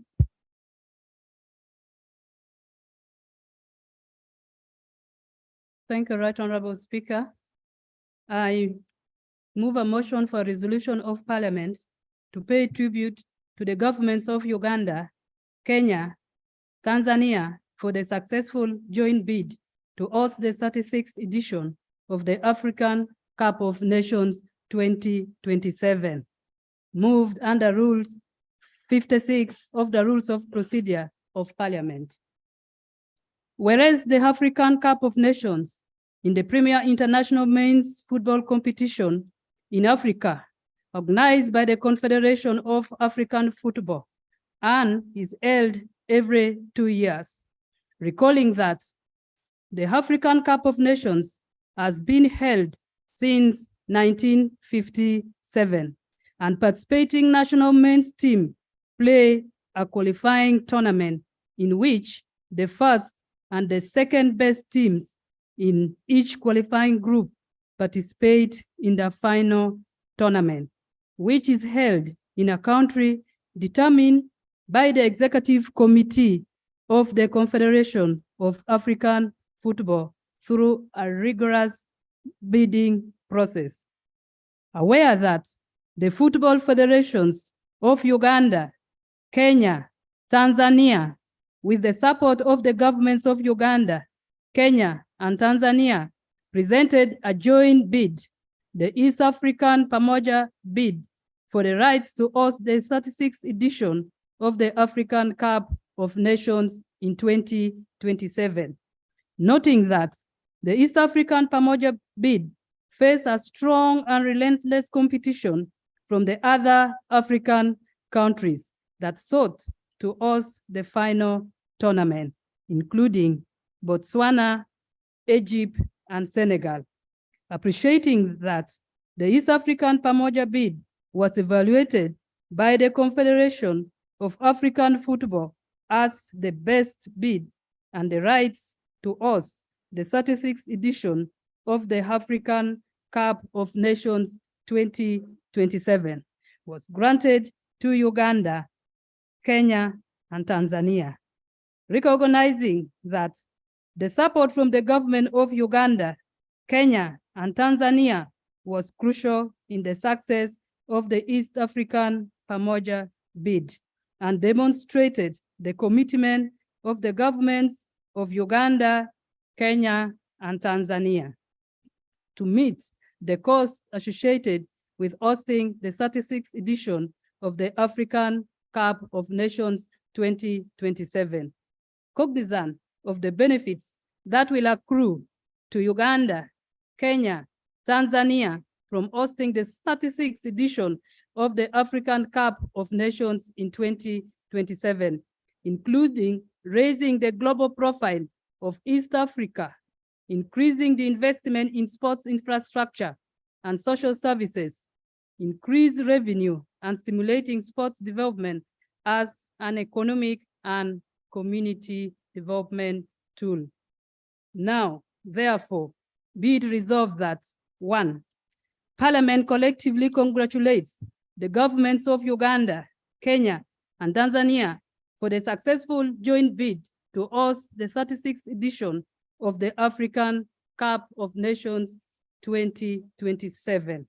And 2, Parliament collectively congratulates the football federations of Uganda, Kenya, and Tanzania for the successful bid to host the 36th edition of the African Cup of Nations in 2027. I beg to move. Thank you. Is the motion seconded?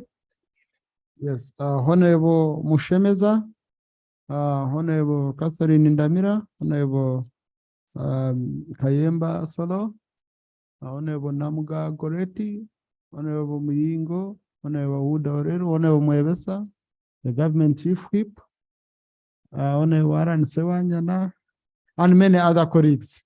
Yes. By majority members of the House. Honorable Asanta, would you like to speak to your motion in 5 minutes? Honorable Santa is our vice captain for the parliamentary sports team. Thank you, Right Honorable. I'm the manager of the Uganda Sports Parliamentary Club. Thank you so much.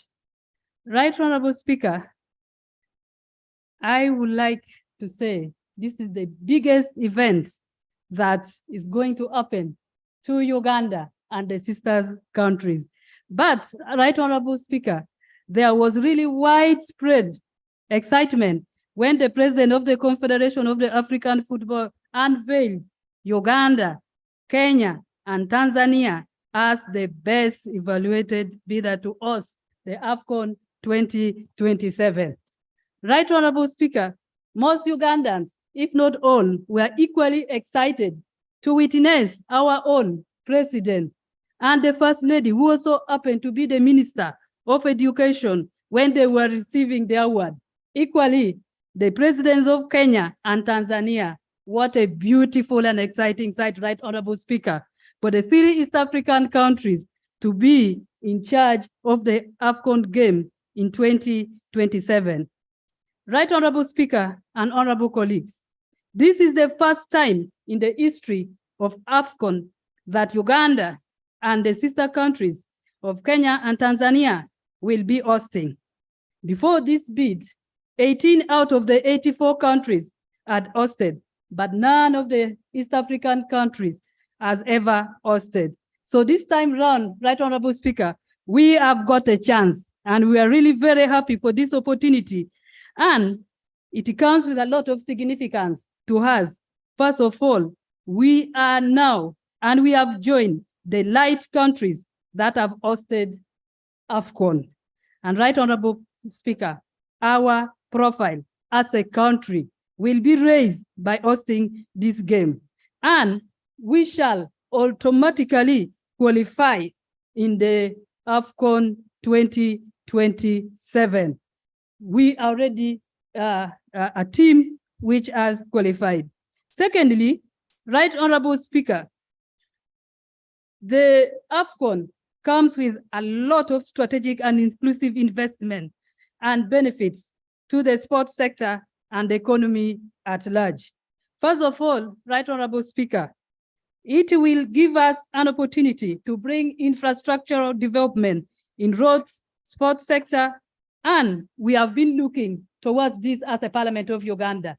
Many colleagues have stood up here and spoken and encouraged government to build stadiums across the regions that we have in this country. I was so happy that this time round, Akibwa, Kacheka will have the opportunity to be built as regional stadiums and many more, Right Honorable Speaker. Two, Right Honorable Speaker, another benefit that will accrue from this is that Uganda, having got this opportunity to us, it will also bring for us that chance to develop our training facilities. And if they are developed up to that international standards, many teams will be coming here to train for 1 month, 2 months, and so many others. Right Honorable Speaker, before I move further, allow me to thank the governments of the 3 countries, starting with our own president, for the support and commitments that they have put in place right from the beginning. 2, allow me to thank our own leadership, the Speaker of Parliament, and the Deputy Right Honorable Speaker. It was again exciting to see you as our Deputy Speaker also receiving the award. Thank you very much. Also, on a special note, I want to thank FOFA. I want to say this with a very excited heart that FOFA, you have really done us proud. Together with the other federations in East Africa, first of all, for coming together, for that insightfulness, to come together and put a joint bid. No wonder unity is strength. And we are here very happy that we have our own president with some of the technical team seated here, Honorable Moses Magogo. We want to salute you and your team for everything that you have put in place and say thank you for bringing us this far. Our regards to the Minister of Education, represented here by Honorable Ogwang. Thank you so much. Our regards for everything you have done. Then finally, Right Honorable Speaker, we have immense benefits. The confidence that this has brought to our country, the tourism, the exposure, the talent identification. Earlier on, it has been the East African and North African countries that when you even look at the Premier League, you don't find our East African players.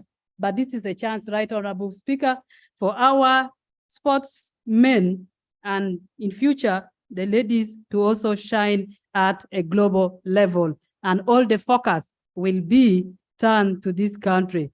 Right Honorable Speaker, we have won the bid. We are the host, and I want to encourage all of us to support this motion. Thank you so much, Right Honorable Speaker. Thank you. So I'll start with the seconders. Each one 3 minutes. Each one 3 minutes. Clerk, please take note of that.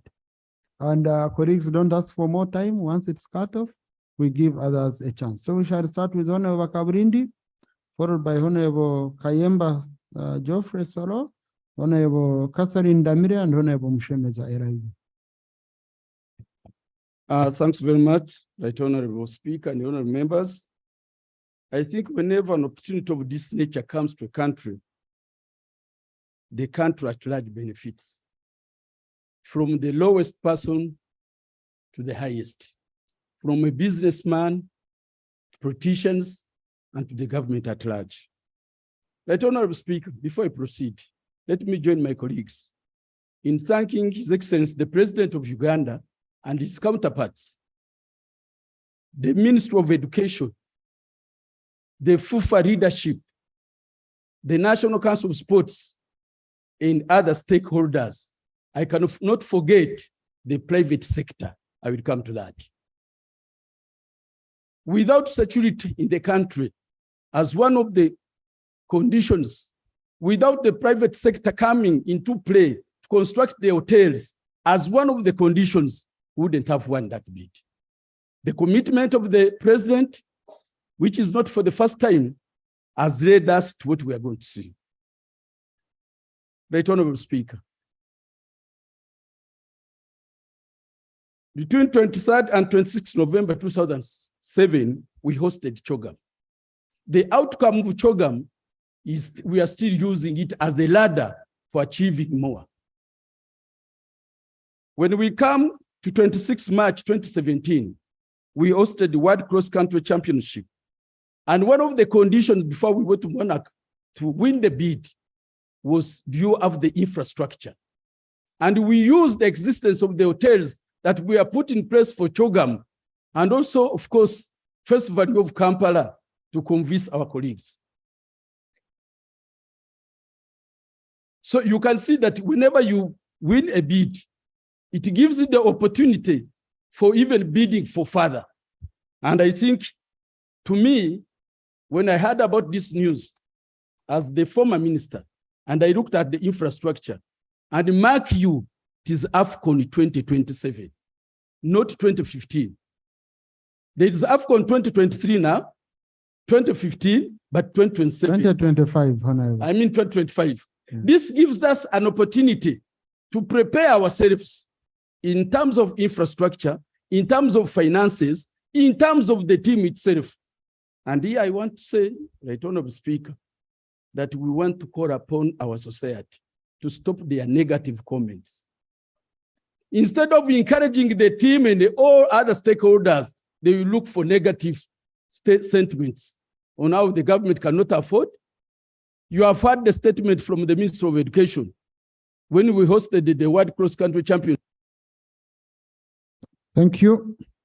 Honorable Kayemba. Okay.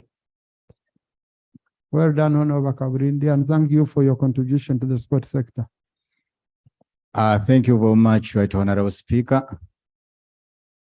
As one of the famous footballers this country has ever got, and now turned into a football agent, I want to join the countrymen to welcome the bid. Right Honorable Speaker, I want to thank all people that were involved in this.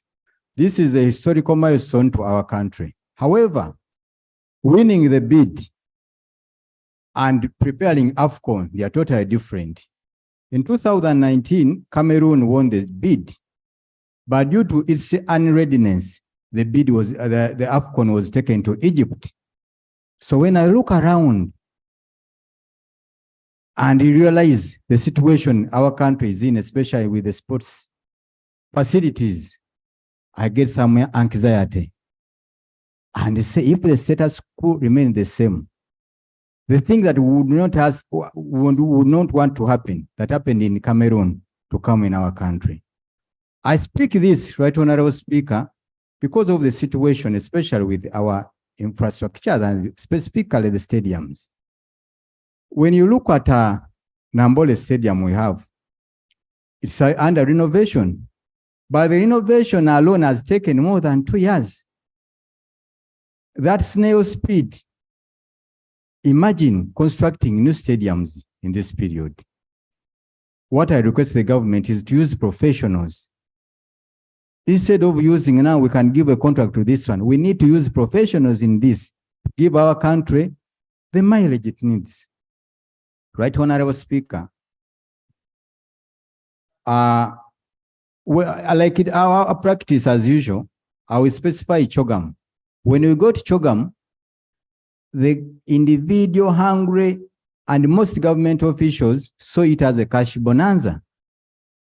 They stole all the money. I would like to request you, this time, you embezzlers. They store all the money? Most of the money. Most of the money. I request you, the hungry money embezzlers, the thieves, at least this time, take a leave on this so that we can achieve our historical dream. Right, Honorable Speaker, before I take leave, we need to correct the image of our country. We are going to host most of the people all over the world. But when you read in the news concerning Uganda, when another person has been taken away with a drone, others have been in prison for years, the government needs to correct the image of this country. And it should start with release. Thank you. Now,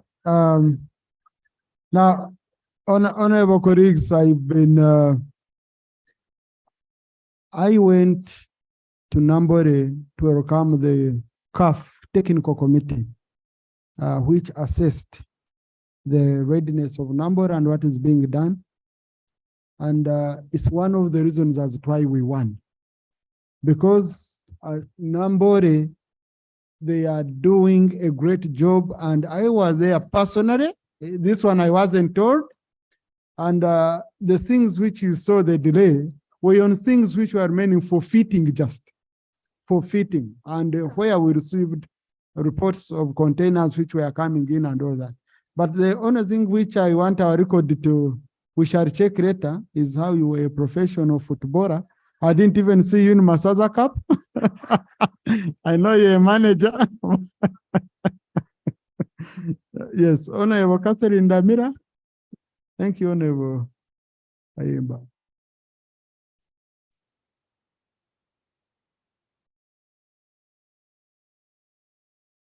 Thank you, Right Honorable Speaker.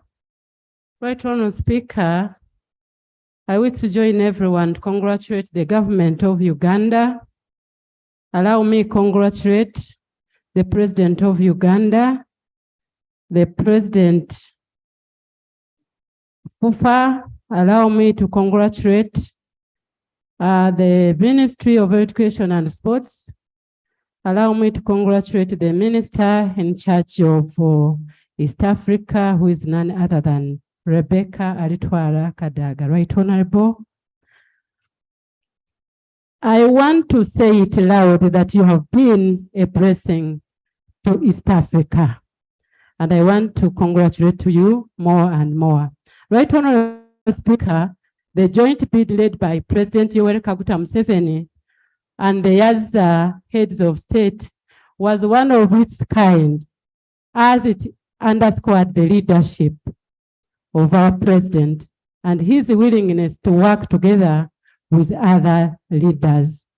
To Uganda and East Africa, we congratulate His Excellency Yoweri Kaguta Museveni for spearheading this successful bid. Right, Honorable Speaker, it is great for Uganda to have the opportunity to host AFCON 2027 in collaboration with Kenya and Tanzania, as this will exploit the unifying power of sports and bring about more harmony, foster tourism and talent development in our region. Of recent, you heard the Minister for Sports crying loud why Kigezi has not been involved in sports. I think I want to congratulate you, Honorable Minister.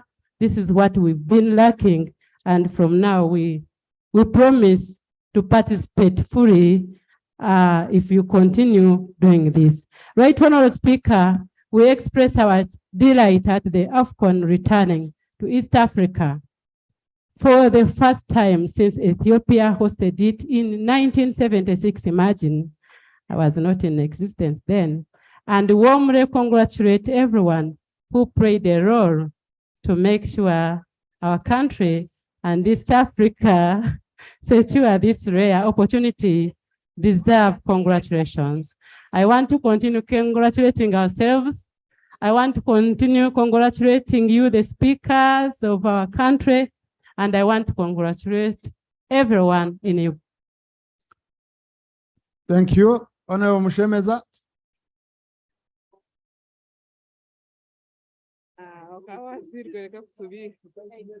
What does that have to do with the motion? Thank you, Right Honorable Speaker. Honorable members, as my colleagues have pointed out, hosting an international event is indeed a blessing. I support this motion for 3 reasons. And these reasons are in the context of opportunities. The point has been made, and I want to reinforce it. When a country has been given an opportunity to host, it is motivated, and I dare say it is forced to improve on the infrastructure. This is our opportunity. The second reason is in the context of improving our economy. During the budget process, the debate is usually on the expenditure service delivery. Yet, the side of income is very critical. Statistically, we know that tourism has high investment return. So it is an opportunity for the East African countries to reap more through tourism, through trade, through more interaction. On regional integration, this is an opportunity, as we usually say, to widen, deepen, and tighten the integration. This is an opportunity for us as we host to tighten integration. Finally, Uganda is very well known for its Pan-Africanism credentials. It is an opportunity again to showcase how Pan-Africanist we have been. For some of us who have been exposing on the ideology of Pan-Africanism, this is an opportunity to demonstrate how hospitable, how Pan-Africanist we are. I second the motion. Thank you. Yes, I'm going to pick you, honorable colleagues, and you will do only 2 minutes each so that I can pick a big number. Let me start from here. I come like this. Don't mind, honorable colleague. Yes, I'll start with Pasco Wekura, Angura, Ruhunda. I'll pick foreign affairs. Okay. And then Mbarara witnessed the first meeting that we had. I'm going to pick you more, honorable colleagues. Let's do quickly so that we take as many as possible. Thank you, Mr. Speaker. Babas Pascal, I represent Wekula County, Mubende District. First of all, I support the motion with the following reasons. Allow me, Mr. Speaker, to congratulate all Ugandans, including His Excellency the President, who was one of the ringleaders to make sure that Uganda takes effort in bidding for hosting Africa Cup of Nations in 2027. Ringleaders are usually associated with crime, so and demonstrations. So. I expand it. No, it's okay. We've known the context. Mr. Speaker, much as we are excited and we are so happy, but it takes a lot of confidence and a lot of energy, a country like Uganda, and attention to be recognized as one of the hosts for this mighty tournament. I'll give you an example. As earlier on, one of the colleagues talked about Cameroon had a chance in 2019, but was stripped of the chance to prepare and host the AFCON. So what does this mean? It's high time Uganda embarked on infrastructure development, constructing good stadiums, multi-purpose stadiums that will enhance and enable our footballers and other teams that will join here to participate in this mighty. Thank you. Now, honorable colleagues, there is affirmative action I want to do. I have seen, I have compiled a list of MPs who were ranked, and most of them were complaining that they've spoken less or have never spoken. I have the list here. I'm trying to scan around. But the unfortunate bit, they are not here. I want it to go on record for their constituents to know. Okay? So those who are there, please, you will, okay? So that, because I have a problem. MPs were saying, I don't catch the speakers, I don't, but recently, and I want it to be on record here. Recently, I had 9 members in my office. A member entered and he brought me a document. And he wanted me to sign for him, that to give him a trip. He has others travel. So, but I had never seen him. The man was shabby, was in some jeans, hats, and so I said, but is this a member of parliament? Then I asked colleagues who were here. I said, colleagues, does any one of you, some of the colleagues who were in my office that day, see them here. Everyone said, I have never. I called the right honorable speaker. I said, have you ever met a member called so and so? The member, no. Okay? But a member also complains, I never catch the speaker's eye. So now, tomorrow I'm giving notice. I have a list because I got it from the papers. Tomorrow, I will, when we open debate on matters, I will be calling names of members who have never spoken, so that your people know you don't come here. It's not that we deny you a chance, but you don't come here. So I've given notice. If you reach out to them, please do. But if you know you're among those ones, please, today I give you an opportunity. Okay, so Honorable Angura. Thank you very much, Right Honorable Speaker. Right Honorable Speaker, I join my colleagues to second the motion.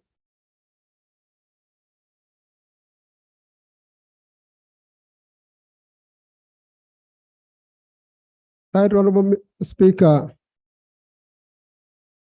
I second the motion and join my colleagues to congratulate the Pamoja bid, congratulate His Excellency the President and his colleagues from the region for successfully pulling out this. I also want to thank Right Honorable Speaker. Thank you. Thank the Right Honorable Speaker. When I saw you jumping and joining the FUFA President in that celebration, I also raised my thumb up. This is an opportunity for us this time to showcase that Uganda not only has the talent, but is also able to prepare a very successful tournament here. I only want to request you colleagues, we need this tournament this time to be as successful as we have prayed for long to host it. We need to work very hard as a nation. We need to provide resources and support resources to the managers. We have thanked the organizers, as among others, the National Council team that is up there. We have also thanked the FUFA President who is there, and all other people who are interested and who participate in managing and organizing this football. But Right Honorable Speaker, when it comes to budgeting, we always shy away and we create situations that don't encourage these people to work very hard to see to it that we identify talent, we put in the necessary infrastructure, and be proud of ourselves as a nation when we are recognized as we host this tournament. So, Right Honorable Speaker, you're aware that I am one of those who are promoting the young talent and time and again trying to build the capacity of our young ones by getting them to countries where they can be. Thank you. Honorable Ruhunda. Thank you, Right Honorable Speaker. I salute you and appreciate your support and zeal on this matter. I congratulate the president and our younger minister for working hard in a dynamic way to see that this becomes a success. Of course, with our FUFA president. Is that man young? Yeah, is still nice looking. Right, Honorable Speaker, I am going just quickly. First of all, the people of Fort Portal and Toro at large, they have been for many years yearning for Buhinga Stadium to be constructed by government. And the president of the Republic of Uganda, he came to Fort Portal and gave this pledge before tens of thousands of the people in Toro. So I want to make it clear to the minister. From your statement, I've seen you talk of Achibua, then you said Buhinga or Hoima. I want you to improve that statement by saying, we are like Siamese twins with Akipua, because we have worked together with Akipua right from the word go. And we have everything worked on. It is only money and giving the contract for Achibua and Buhinga.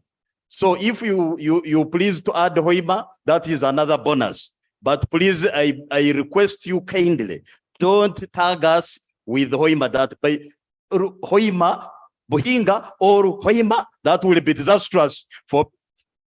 Thank you. Yes.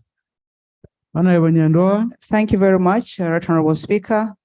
I want to thank you so much for the opportunity, and allow me, colleagues, to congratulate the President of the Republic of Uganda, the President of the Republic of Tanzania and Kenya, and FUFA for the Pamoja bid successful accomplishment. Right Honorable Speaker and colleagues, this is a golden opportunity for us as a country to hasten our financial and foreign relations. 2, it's time that we set the right priorities in this docket if we have got to excel. 3, we need to make sure that as a country, as parliament, we are going to appropriate the right finances with all these consecutive financial years in this very docket. Thirdly, we need to come up with quality infrastructure of our stadiums and also the industry. Lastly, Hoima City is very close to the airport, and that is one of the factors that was actually considered. So therefore, developing a stadium in Hoima would be very appropriate for this country if we have to be able to achieve best. Thank you so much. Honorable colleagues, it's also appropriate to have a stadium in Mitoma. So please take note. Okay? Take serious note. Yes, I had allowed Mbara, then Honorable Nevanda, then Honorable Beatrice Akori.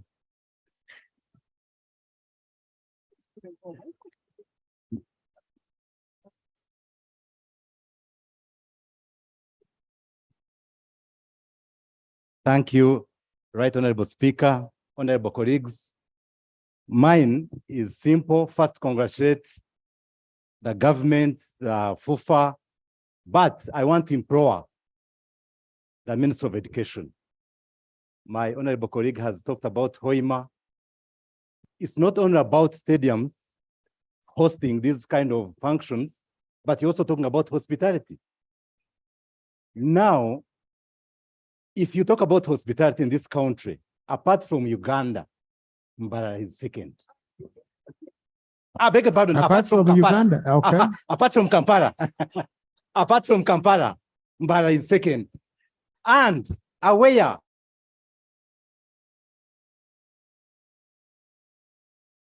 Right Honorable Speaker and Minister of Education, you are talking of Northern Tanzania.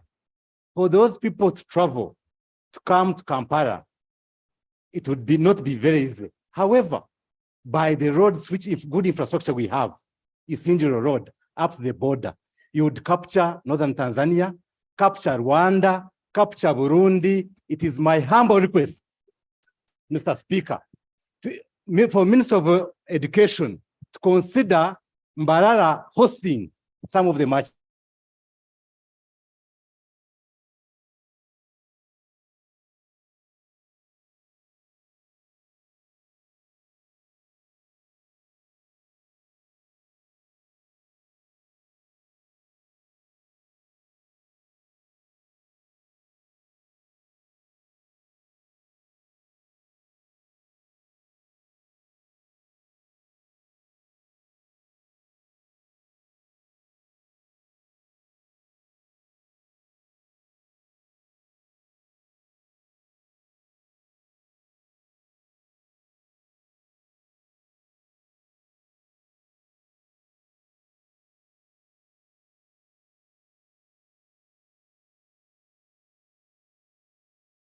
Yeah, for the successful bid of the East African Pamoja Ofcom 2027. Right, Honorable Speaker, true, it's not a minor achievement, it's a very big achievement for our economy. And as a country, we should embrace for the positives along the way.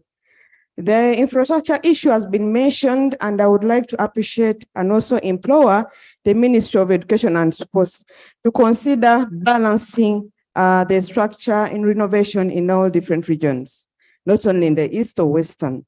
It will not only boost the economy, but also inspire the sports fraternities in our different relevant regions in terms of training and participation on the international level. As far as I'm concerned, most of the countries have been able to nurture talent through putting favorable infrastructure in different regions. That's why you see, besides the top leagues, there are local leagues on the ground level. Not only for football, I would also like to request that they should also consider netball. Because currently, as I speak with Aleja, we have our own playing in the Uganda She Cranes as a goal defender. So putting structures in place will also nurture talent and promote more sports talent in our country. Thank you very much.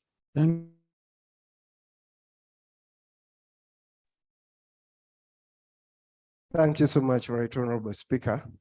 And Right Honorable Speaker, I will begin my submission by thanking the governments of Uganda, Kenya, and Tanzania for the successful bid.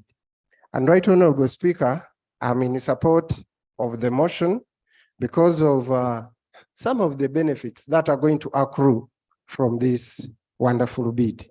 Of course, majority of the issues like the infrastructure development, integration have been talked about, but I also want to bring to the attention of this House that members, none of us is not interested in leisure, fun engagement, and experience. Ugandans work day and night, Right Honorable Speaker, and the opportunity to host the AFCON Games is going to make people relax. And this is very important because a fresh mind will always produce better results tomorrow. And Right Honorable Speaker, there is also an opportunity that, of course, government is expected to do some improvements in our road infrastructure, health and medical facilities. Why? Because somebody talked about the international image. And I don't think my government can endure an embarrassment when certain issues are not fixed. And when this is done, even after the AFCON game, we stand to benefit in case there are improvements in medical facilities, road infrastructure, accommodation facilities, and the rest. Right Honorable Speaker, I want to thank you. Thank you, Honorable Beatrice Akori.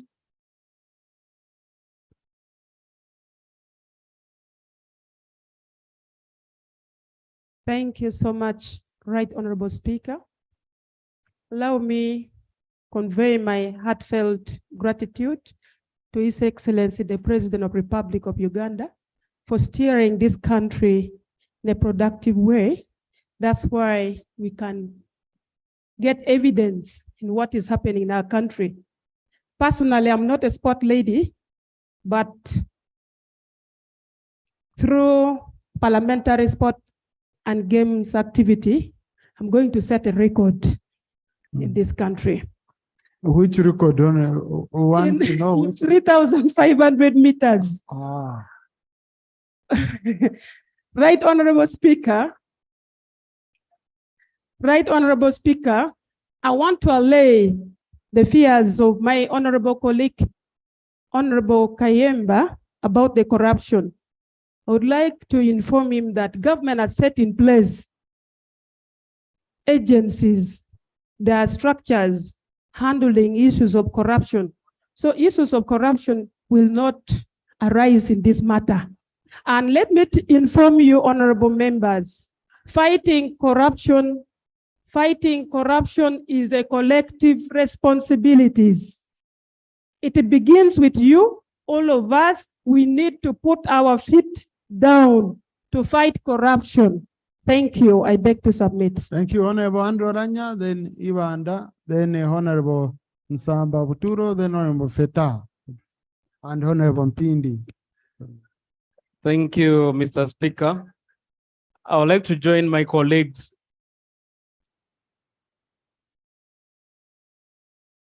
Thank you, Mr. Speaker. I would like to join my colleagues in congratulating Uganda, Tanzania, and Kenya in winning this bid. Uganda hosted CHOGM, is going to host the Pan-African Parliament, will host the Commonwealth Speakers and Presiding Officers Conference, will host the Non-Aligned Movement Conference, will host the G7 Summit, and will soon be hosting the AFCON. So this, I believe, is a very big vote of confidence in the ruling government.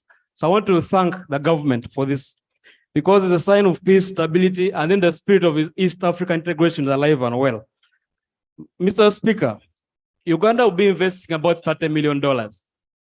But if you look at the previous hosts that have put in money, South Africa got $1.2 billion in economic activity in 2010. If you look at Egypt, they got $1.5 billion in economic activity. In addition to that, they built and renovated 13 stadia. So we are very optimistic that this is not going to be an activity in vain. My appeal to the government and to the people in charge of this is to make this as inclusive as possible. Let this not be in the hands of a few individuals.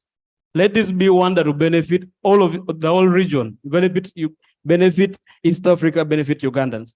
So it is my prayer that sufficient guidance on the roadmap in terms of how we can tap into the opportunity is given out to the populace. So that is my humble appeal. Thank you very much. Thank you. Yes, Iwanda. Thank you so much, Right Honorable Speaker and my fellow colleagues. I stand here to support the motion of the Pamoja bid. And I can't forget to congratulate the President of the Republic of Uganda for this successful bid. Not forgetting the FUFA and the sport and all the sports fraternity. The African bid has come with a lot of benefit, especially for our youth. Inspiring our youth, as you may be aware, that sports is part of the employment. It boosts the employment, and this is going to come with that benefit. So really, I stand with gratitude and support for this bid, because I know it's going to boost our economy and also add on that disadvantaged opportunity that the youth has always put on flow of unemployment, because it inspires, and I know it will be so grateful for the country and also neighboring countries. As far as tourism is concerned, we are going also to have that benefit of tourism. I thank you, Right Honorable Speaker, for this opportunity, and thank you. I thank you. Thank you. Honorable Mpindi, Omari, and Honorable Fetajo. Thank you, Right Honorable Speaker. Right Honorable Speaker, I also want to join colleagues to congratulate Uganda as a country, but also to thank His Excellency the President and all the leadership, including you, Sir Mr. Speaker. Right Honorable Speaker, I also want to thank the President of FUFA and his team, because if it was Uganda alone bidding to host this event, it wouldn't be easy. But for that good working relationship with colleagues within the region that made them jointly bid for this, it is an indicator that they are working together. I want to appeal, Right Honorable Speaker, to Parliament, that we are celebrating this victory, but it goes with a lot of money. And this money must be appropriated by this Parliament. This issue of giving money at the last minute may cause us problem like that, those problems that happened in Cameroon. So we need to give out money, the money that is needed, so that this process is done in time. But also to appeal to members here and outside this parliament that this bid is for all of us Ugandans. We should not turn it political. Let us support it. Let us support everything. Let us mobilize our people, because everyone is going to benefit in this. I thank you, Right Honorable Speaker. Thank you. Honorable Feta, Thank you very much, Right Honorable Speaker, for the then opportunity. you will do for me, Honorable Kazini and Ntungamo. Thank you very much, Right Honorable Speaker. I join my colleagues in thanking the President for leading this struggle, but I also want to thank you and our President of FUFA. In the celebrations, I saw the spirit of togetherness and the spirit of achievement after a very long struggle. I want to thank the leadership of this parliament for that leadership. Right Honorable Speaker, this Pamoja bid is a result of the spirit of comradeship in East Africa. I want to appeal that we take this on so that next time we're able to work together as a team. Two, Uganda as alone will not be able to manage because of the infrastructural challenges that have been raised here. In 2005, a Ugandan in the names of Dr. Sinjikuru won the steeplechase 3,000 meters. And in honor of that person, the Council of Arua District named Barifa Stadium after her. And government pledged to construct a stadium called the Dr. Sinjikuru Stadium. 18 years later, there's not even one coin spent there. I want to take this opportunity to ask the minister, what plan does your ministry have in this concern? Because the region has the second busiest airport in this country. It is lying idle. We're not using it. If you had constructed a stadium there, would be able to host this game from there. But by and large, I want to thank all the stakeholders for playing a dedicated, a patriotic role in doing this. This shows that this country. Thank you, Honorable Kazini. Oh, yes. Okay, come like this. There's a team there which I want to. Honorable Kazini, Tungamo, Okeyo. Thank you, Mr. Speaker, for the And then opportunity. I do like this. First of all, I want to thank God for blessing Uganda with an opportunity of hosting the AFCON. I also want to thank the President and his counterparts for allowing their countries to host this an important game. It is really an achievement for our country. It is an achievement for the Ugandans. I must thank the Ugandans because they have been praying for it. However, Mr. Speaker, I want to say that Uganda cannot be complete without Bunyoro, and Bunyoro has got its history.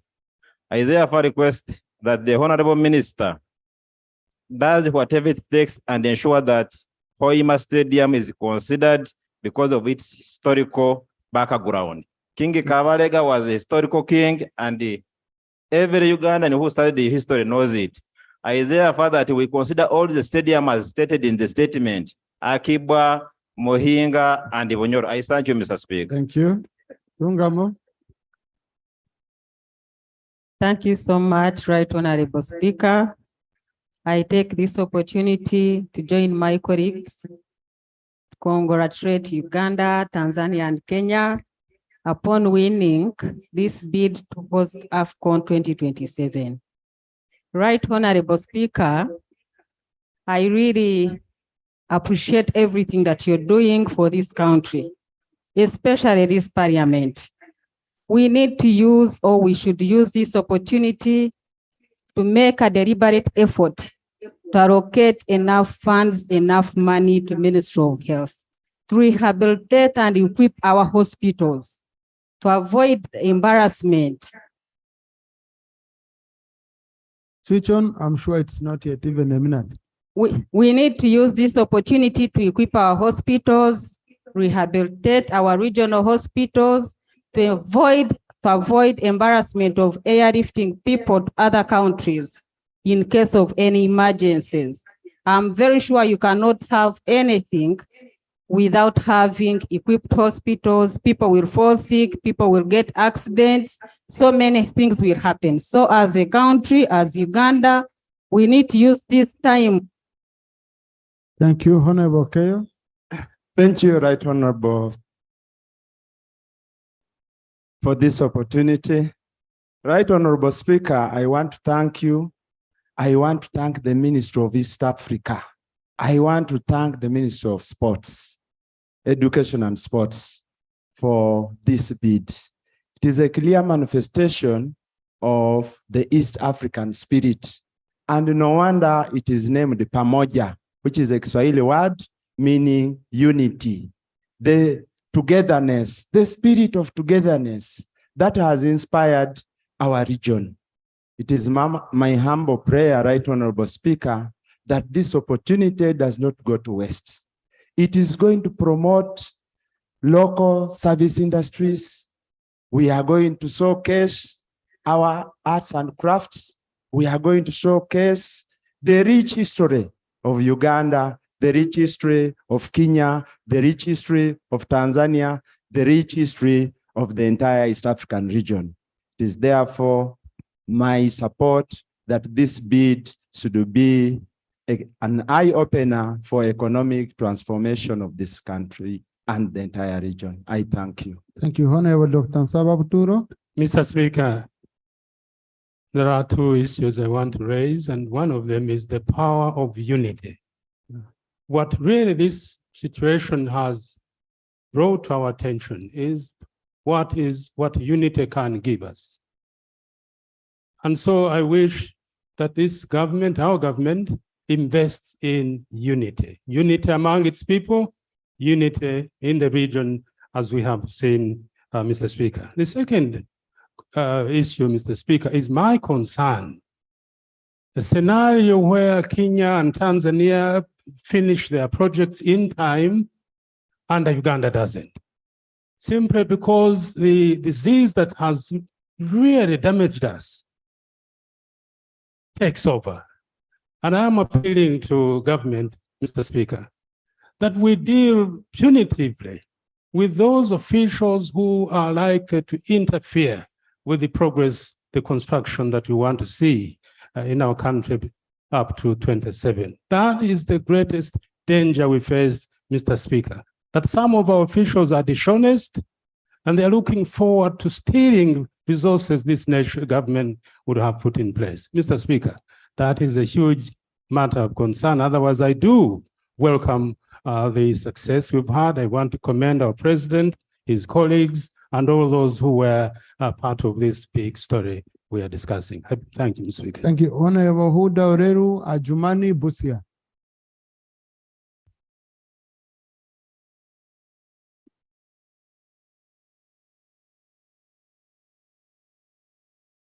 Thank you very much, Mr. Speaker, for the opportunity. Mr. Speaker, I want to thank the heads of states of East African community for supporting this Umoja bid.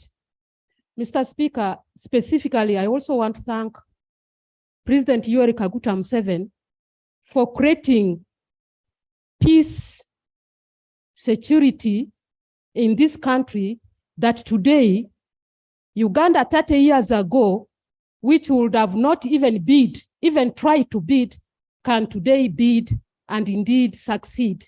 So I want to thank him for creating that peace and security.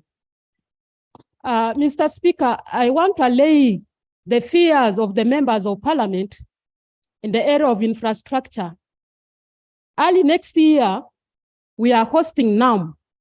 And in NAM, some of the infrastructure issues will be addressed, especially the issues of roads, the issues of having better hotels will be handled. So the remaining term will be, the government will use it for putting the CITA and other things to handle this. Therefore, let's just be hopeful that we are going to succeed. Mr. Speaker, I also want to pray and also request you that support us as members of parliament. Support your members of parliament that we must work hard in our constituencies so that we come back, because this tournament is going to be in 2027. I am speaking through experience. Accidentally, if you don't make in 2026, by the time people are celebrating, you will be hiding yourself in your houses. I've ever gone through it. When you fail, it's... Thank you. Thank you. Thank you. Yes, I've already picked the members to speak. Ajumani Ababiku and then Busia. Thank you so much, Right Honorable Speaker, for the opportunity given to me. I join the rest in appreciating our head of state for the excellent stewardship, coordination, and collaboration with other heads of states. Right Honorable Speaker, there are lessons to learn from this. One is the proactiveness. Right Honorable Speaker and colleagues, as a country, we need to ensure that we increase in our revenue so that the infrastructure development of this country is enhanced comprehensively, regardless of having opportunities first. To Right Honorable Speaker and colleagues, we need to proactively develop the sub-regional centers for any opportunity to come, because there's now competition between the cities and the sub-regional centers. And we all need to develop as a team, as all the sub-regions in this country. Therefore, when it comes to budgeting, Right Honorable Speaker, I pray that your guidance is taken seriously, that the areas which are never developed, which are not fairly developed, are also targeted, because we need to embrace development as a team, and we need to have the budget, and we cannot have these monies without increasing our revenue. Thank you so much, Right Honorable Speaker. Thank you. Now, colleagues, I made a commitment on behalf of the country, and in terms of financing all the required, items and facilities for AFCON. So we shall work together very closely with the Committee on Education and Sports. We are going to ensure that indeed that money is provided. We are going to, because that commitment which I made on your behalf, this was the biggest fear on the issue of financing. Some countries have taken the opportunity and they end up not doing it. We don't want to embarrass our colleagues in the region. They meet their part of the bargain. But what I discovered, honorable colleagues, when we were interacting with the Minister of Sports from Kenya, he told us, he said, look, for him, he's sorted. Every year, he's assured of 15 billion Kenya shillings. That's over $100 million. That's over 370 billion from a tax they put on betting and Rotary. These people, sports fund, these money billions which are taken out through betting, Rotary, where our people are selling their borders, are selling. This is an area which other countries have targeted to develop their sports sector. Okay? So yesterday I had a chat with the Direct Economic Monitoring in the Ministry of Finance to look at that issue, like how other countries are doing it, so that we don't only beg and all that. Companies make billions out of our children, including even school fees. They take the billions and we leave our sports subsector and not helped. So we are going to be looking at most of these areas. Busia, I'll pick Busia, then I'll pick Honorable Tinka Simire, then but I'm coming like this. I pick Honorable Tinka Simire, I pick Commissioner, I pick Honorable Amede, I pick Youth East. Then I first go on the other side. Colleagues, I know this is a debate where everyone wants to speak. Maybe I reduced 1 minute so that I pick more of you. So you see. Thank you, Right Honorable Speaker. Thank you, Right Honorable Speaker. As an athlete and a footballer, I have to say something on this motion. Right, Honorable Speaker, I remember there's a year Uganda was supposed to host, but we didn't host, holding other factors constant, like the infrastructure, the security, the medical service, and so on. My colleagues have already mentioned it. But since we have 3 years to 2026, I'm very aware that we shall have fixed these gaps. Right, Honorable Speaker, allow me to talk about tourism. This is not only about African Cup, but I know other countries and other people will be coming into tour. And as you're very aware, Uganda is one of the best countries that anyone would love to come and visit and tour. Right, Honorable Speaker, this is a very big opportunity to Uganda. And I know it's not only about football, but also this is going to create integration in our country. I beg to submit. Thank you. Honorable Tinka.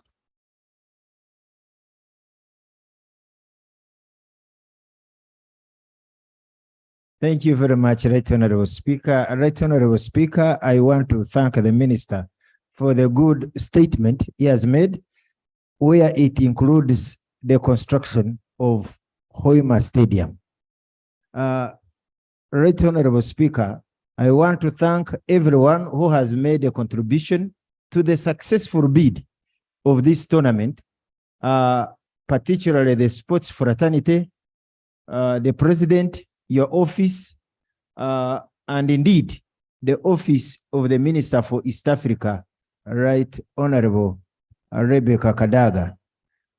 Right Honorable Speaker, these points all shows us where we should put our energies as leaders of this country, that we need to invest more time in leadership towards cooperation, leadership towards integration, making sure that we stop being Uganda, become East Africa, become African, and we become stronger.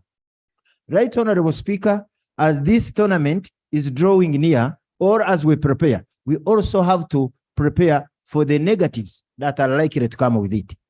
My mind was drawn to an event that happened at World Cup, where one country flew in with a plane carrying the flag of promoting homosexuality.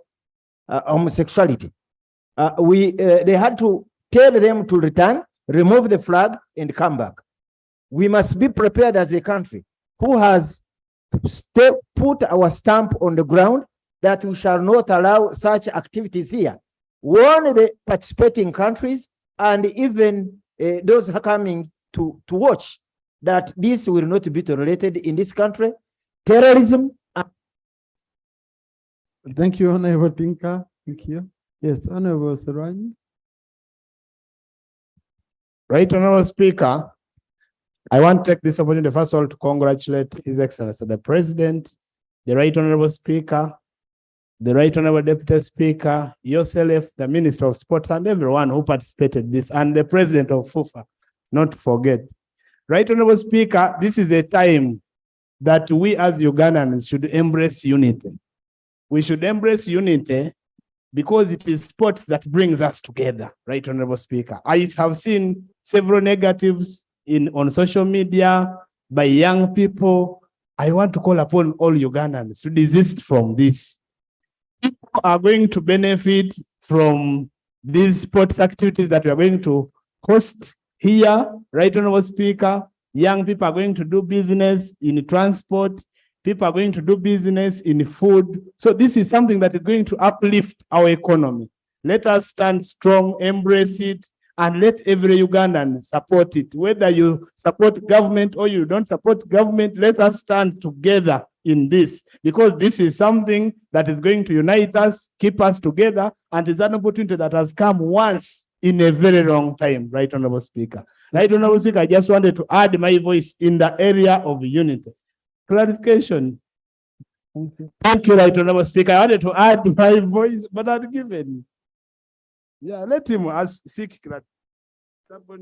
Right Honorable Speaker, I want to take this opportunity also to thank you and the team you led to Cairo. There is something I wanted to clarify.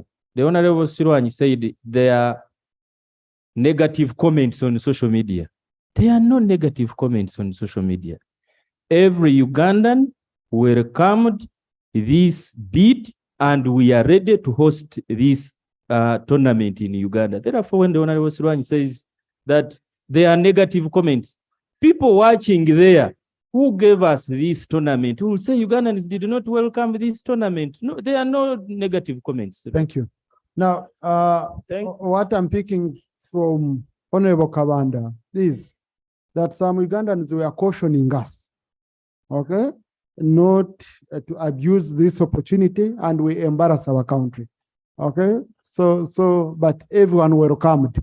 Well, thank you very much. Apart from the one called Mavirizi who said he's going to court. Thank you, Right Honorable Speaker. I wanted to give the Honorable Kabanda that information of such Ugandans like the Mavirizi. Much obliged and thank you so much. And let us stand together and united we stand and win as Uganda. Thank and you, now that Honorable we have already qualified Right Honorable Speaker to participate, I know Uganda may even take the African Cup of Nations. Inshallah. Honorable Kibadia and then Honorable Medi. Thank you, Right Honorable Speaker. Right Honorable Speaker, I add my voice to whoever has congratulated all those that participated in having Uganda host the AFCON 2027. Right Honorable Speaker, there is no international gathering, there is no international conference, there is nothing that can have a crowd that can be equated to the crowd that we can pull when we are hosting games. Right Honorable Speaker, in 2027, I'm very sure Uganda is going to host people that it has never hosted. It's going to have a population that will really disorganize the whole setup of Uganda. Right Honorable Speaker, this is the time we have 3 years to prepare for this. Right Honorable Speaker, I've seen colleagues here coming to say the stadium should be in Fort Portal, should be in Hoima, should be where. Right Honorable Speaker, this is not an event for Kampala alone. It's not an event for Fort Portal, neither Hoima. This is an event for Uganda as a whole. We needed to see Minister of Education coming to do some work for Bugembe Stadium so that when a country comes, they go for training from Jinja, they stay there for 2 days as they prepare to come and play from Nambole or Nachivubo. Not to have all countries in Kampala alone, as if Mbale is not waiting, as if Jinja is not waiting. So this is an opportunity for every region to benefit. Let it not be centralized in Kampala as if they have only come to visit Kampala. We want every region to benefit in whichever formula. We have seen countries jetting in 5 days in advance, a week in advance, 80 days. You take them to Mbale, take them to Gulu, take them to Mbarara, so that they train from there. Those people will benefit from different sectors. So right on. Thank you, Honorable Ned.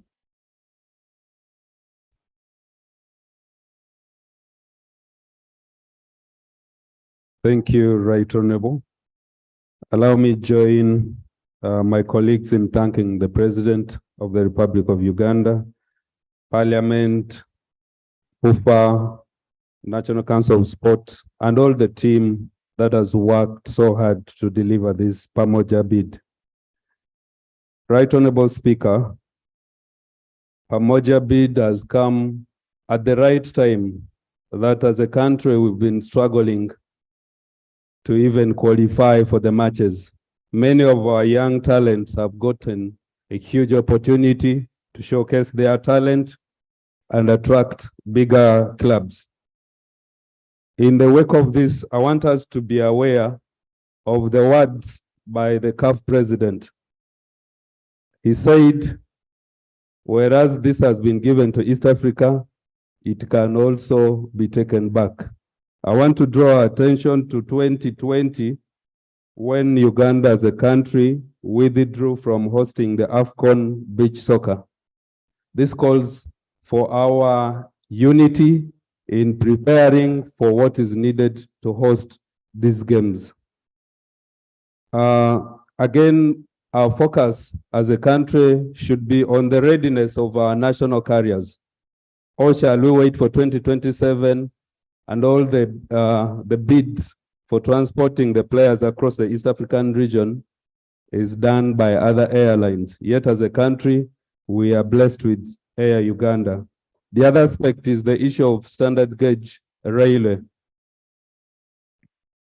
Standard gauge railway, when we have matches here and in Kenya or Tanzania, how are we going to transport our supporters? Thank you. Honorable Mede. Honorable Kavanda, you submitted. You again. Thank you, Right Honorable Speaker. I would like to congratulate the government for winning the bid for AFCON. As a member of the Government Assurances Committee, I would just want to reemphasize, because we are grappling with gaps in executing government programs or projects to maximize the benefits that come with this tournament. We need timely execution of all the infrastructure enhancements. This will only be possible if roles are given on merit. Honorable Minister, please advertise. Assign people roles on merit out of expertise. Secondly, the bidding of works should be open. Single sourcing.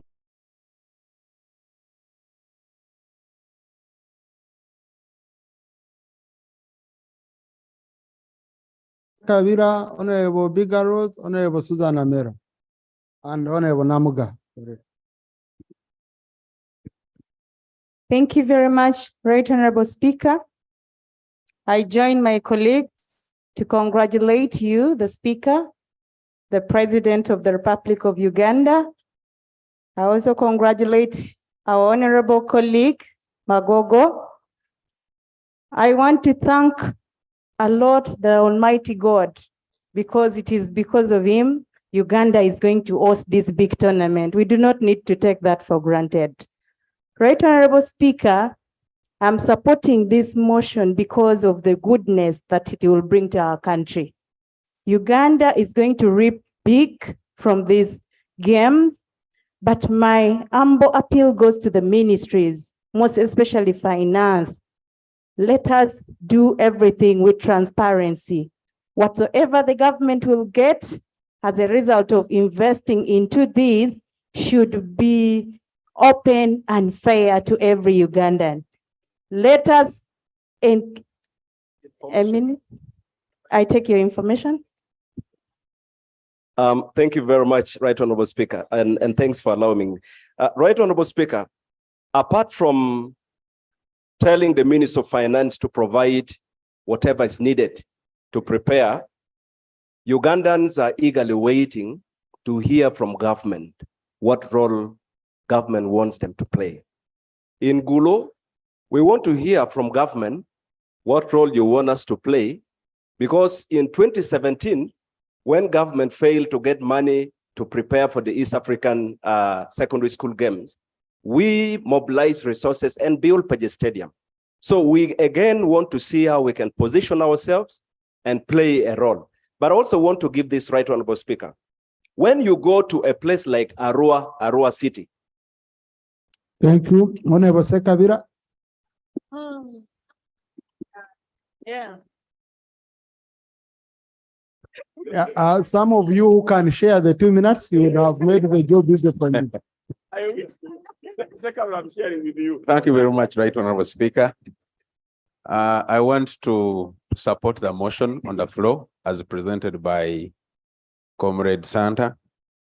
And I also want to congratulate Ugandans on winning the bid.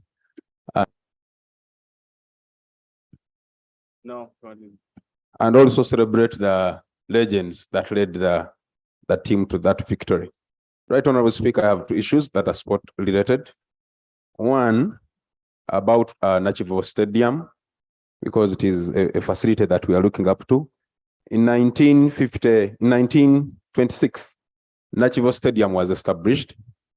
In 1954, the British colonial government improved the stadium in memory of Ugandans that lost their life in World War II. And under the Nachivo War Memorial Act, it was refurbished and improved to that standard. But I've learned that the stadium lost the identity. It is now something. I would want the minister to clarify on that too. The other member states that we are hosting with have improved on their standard gauge rail. Tanzania is at phase 2. Kenya is 80% done. And I do not see us ready in terms of developing the infrastructure of the transport sector.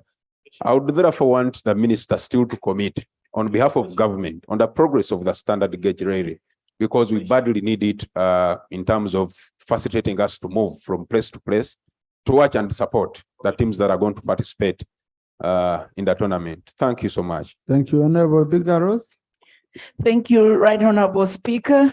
Right Honorable Speaker, the day I saw you so jovial, joining your friends and dancing, I knew there was something beautiful coming to this country. I congratulate you. I want to thank my big sister, Right Honorable Rebecca Aditwala. From the time you became the Minister of East Africa, it has been well with this country. I congratulate the President of this country, and I want to really be on record. When my big brother, Honorable Magogo, was in Terego, he did sign that the stadium in Terego is the biggest in the whole of Greater North. I am still to get a message from him how he zeroed on Akibwa and he put Terego down. Yet he put his signature in Terego that this baby district has a superfluous stadium, which we did. Well, I'll be very grateful to take information back to Terego that Terego will have one of the country's training. Right, Honorable Speaker, the captain of ship cranes in this country is from Terego. You can imagine good things are there. Therefore, I will beg with Onduparaka and Arua Hill, you know how these boys thrive and thrill. I will beg that there should be a serious training from that wing so that we join Uganda. I don't want to forget about the bad roads we have in Lira. Lira has had the worst roads together with West Nile. I am here on my bended knees as I'm standing that we are going to get these roads worked on. Thank you so much. God bless you. Colleagues, good things are in Terego, including Obigaros, Honorable, who can stand on bended knees. Yes, Honorable Amero, then Honorable Namuga. Thank you, Right Honorable Speaker. Right Honorable Speaker, I want to join the rest of my colleagues in supporting this motion. First of all, I want to thank His Excellency the President for being at the forefront to bring such an event here in Uganda. And I want to thank him purposely for putting much effort on the issues of security in this country. I'm sure that is the confidence that made these countries to accept that Uganda can be able to host this function. Right, Honorable Speaker, the other thing I wanted to say is that I want to thank the minister, the president, for appointing young ministers. From the time Honorable Bua took over as the Minister of Sports to now where Honorable Gwang is, there is a direction that the sports is taking, and it is taking the right direction. I want to pray that even in the next reshuffle, he should think of putting people with competence in the right ministries than us fighting with the people who don't understand what they are doing in the ministries where they are. I beg to submit. Thank you. Before Honorable Namuga, let me sort Kwania.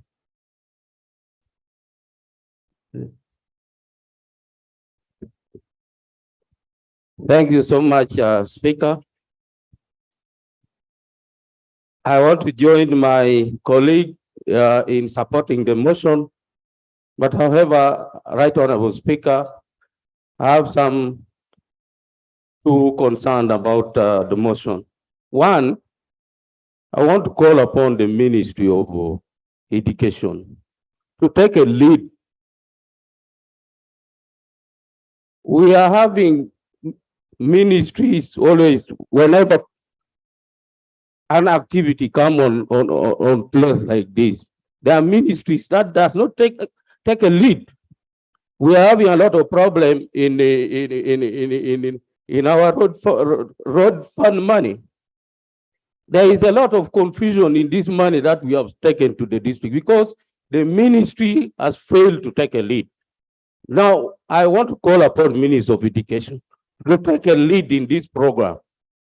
Then two, I also want to get commitment from the minister on the issue of Akibwa. I hear people talking about other playgrounds like the other one in Terego and all that.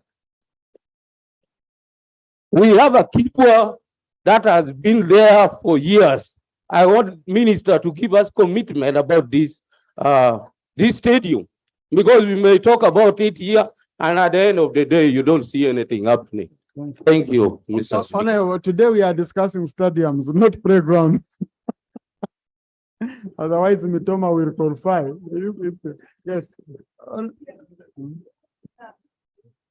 Thank you, Right Honorable Speaker. Only to remind colleagues that I'm the Minister Shadow for Science, Innovation and Technology.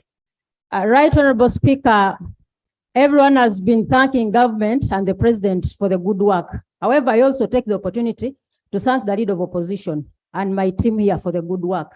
And thank my President, His Excellency Robert Kyagulanyi Ssentamu, for appointing such a very competent leader of opposition. We thank you, Right Honorable Mathias Mpuga Nsamba, for the leadership that has brought this. This is an achievement of the 11th Parliament. So you must appreciate the leadership on either side. Thank you, Right Honorable Speaker. But I Right did. Honorable Speaker. You remember I appreciated the role. Yes, in addition, as a minister too. Right Honorable Speaker, I would like to also implore government to also put emphasis on supporting the private sector. Right Honorable Speaker, we have so many domestic areas, a lot of money, close to 3 trillion. So how I wish we can also prioritize payment of domestic areas to our private sector. Hotels are suffering. If we are to give money to the sports sector, we should also pay domestic areas such that we can boost the private sector. Hotels, I saw a report from the Ministry of Tourism, and hotels in the central region are performing at 38%. So we should investigate what the cause is. Overall in the country, performance of the hotel sector is at 46%. So that means there is a lot of work to be done under that area, Right Honorable Speaker. Two, the institutions that take on the leadership, Right Honorable Speaker. We've had several complaints from the National Sports Council. They have been praising the Honorable State Minister for Sports. I kindly request that you shape the leadership in all those institutions that take on, that support the sports sector. We've been having federations suffering. You give money to the sports sector, it doesn't reach the federation. So really, I want to implore the ministry to ensure that some of these. Thank you. Honorable Macho, Honorable Uganda. Mr. Speaker, you're a great man. From now on onwards, I won't joke with the shadow ministers. Not even Puga's cabinet. Mr. Speaker, I really want to join my colleagues by appreciating His Excellency, the President of this country, appreciating the Speaker and you in particular. When I saw the Right Honorable Speaker hosting the President of CAF, I knew there's something coming in this country. Mr. Speaker, sir, at the same time, not forgetting the Minister of Education, but most particular, a competent minister in the name of Peter Ogwang. Mr. Speaker, sir, at the same time, I want to appreciate National Council of Sports, Mr. Tasweba, the chairperson, and Dr. Gwal. You know, there are people who are in offices that are making things move. And I say what they have done to us, for us hosting this great tournament on the African continent has brought a very big problem to the opposition of this country. Because already we are going to host it when President Museveni is brand new elected again as a president. Because this win gives a confidence to the NRM regime that they are capable, due to the peace, due to the stability, and due to the confidence that other presidents. Mr. Speaker, I seek your protection, sir. But you're the one inviting trouble. And then it's Mr. Speaker, I seek your protection, sir. Mr. Speaker, Uganda to host this tournament is a demonstration of confidence by the partner states in East Africa. I therefore pray that we should promote our culture. Kama tunaongea Kiswahili kwa bunge zetu na kuongea kwa Kiswahili kwa watu yetu, wajue kwamba East African region ni region ya kuongea Kiswahili kwa ajili sisi ni Waswahili. Asante. Thank you. Thank you.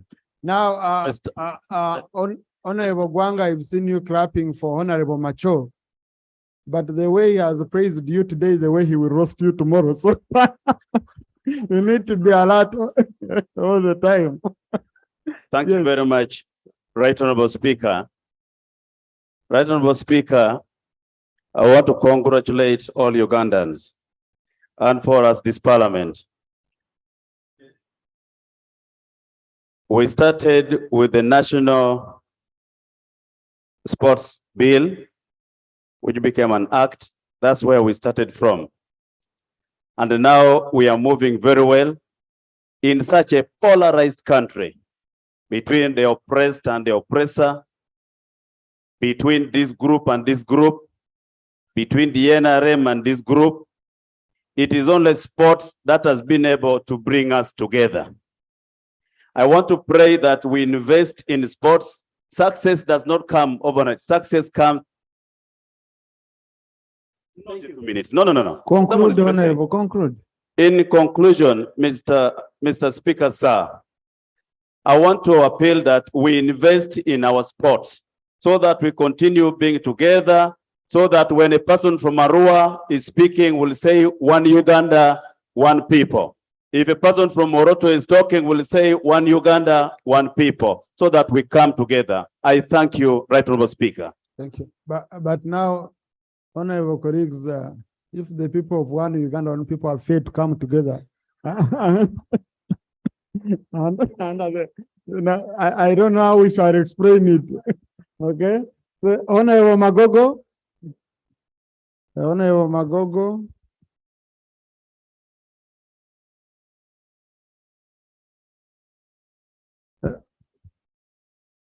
Honorable Magogo will be given 3 minutes on this issue. Thank you so much, Right Honorable Speaker and dear colleagues. First and foremost, I would like to congratulate every Ugandan for this achievement. Having been in charge of the Football Federation and we qualified to go to the Africa Cup of Nations, after 39 years, we thought that that was the biggest achievement. I believe hosting the Africa Cup of Nations is even much bigger because it affects so many people, not only in Uganda, but also in the region.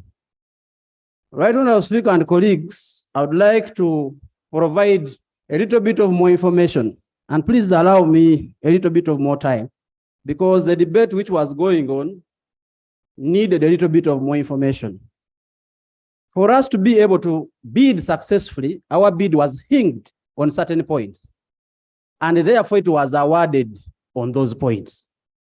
It is not just about us. Football is a highly regulated industry that we can sit and take certain decisions and change them. I want to mention that one of the points was that we have 8 international airports in the region. And that was a key point because teams would like to fly in from wherever they are flying in. It's not a point that we can change. So whatever decisions we take, they should be bringing that in context. The second thing, we promised to have 3 international stadiums, each country. And this is because in event of events that one fails, then the 2 can still have the 6 stadiums that are required. We already have Mandela National Stadium. Therefore, as a minimum requirement, we would need to do 2 more other stadiums, and they don't have to necessarily be 40,000 seaters. They could be 20 or 15,000 seaters. I would also like to mention, dear colleagues, that the general infrastructure of sport in this country needs to be looked at this moment. Because as we are considering the international facilities, the footballers we use actually come from the villages, come from the districts. So if we are addressing the problems, we might not need international stadiums in all of the cities we are talking about. But it is possible to upgrade the infrastructure which is in the regions. Talk about Mbale Municipal Stadium, talk about Bugembe, talk about Peche, talk about West Nile, and the whole country. But we have had the FUFA drum, a competition that has shown in this country how fans of football indeed turn up for football. It is It is going to be very difficult for us to put up a stadium in a place and we are struggling to get the numbers. Sincerely speaking, I want to go on record and mention that Lira, call it Lango, call it Acholi, call it West Nile, call it Bunyoro, call it Toro, call it Busoga, they have been leading in terms of numbers to come to the stadium. These are not factors we are going to ignore. Right, Honorable Speaker, I also want to mention that as we get happy and excited, it is the beginning of work. We do not have a lot of time. Therefore, amongst the prayers that I'll make is for us to ensure that the stadiums are managed under turnkey projects, whereby we get one provider, like one that has been gotten for the indoor stadium in Lugogo. This is the same contractor that did the stadium in Senegal today, and it was done in 17 months. All they need is a sovereign guarantee, and then the area where to put a stadium, and within 17 months, they'll give you the keys to the stadium.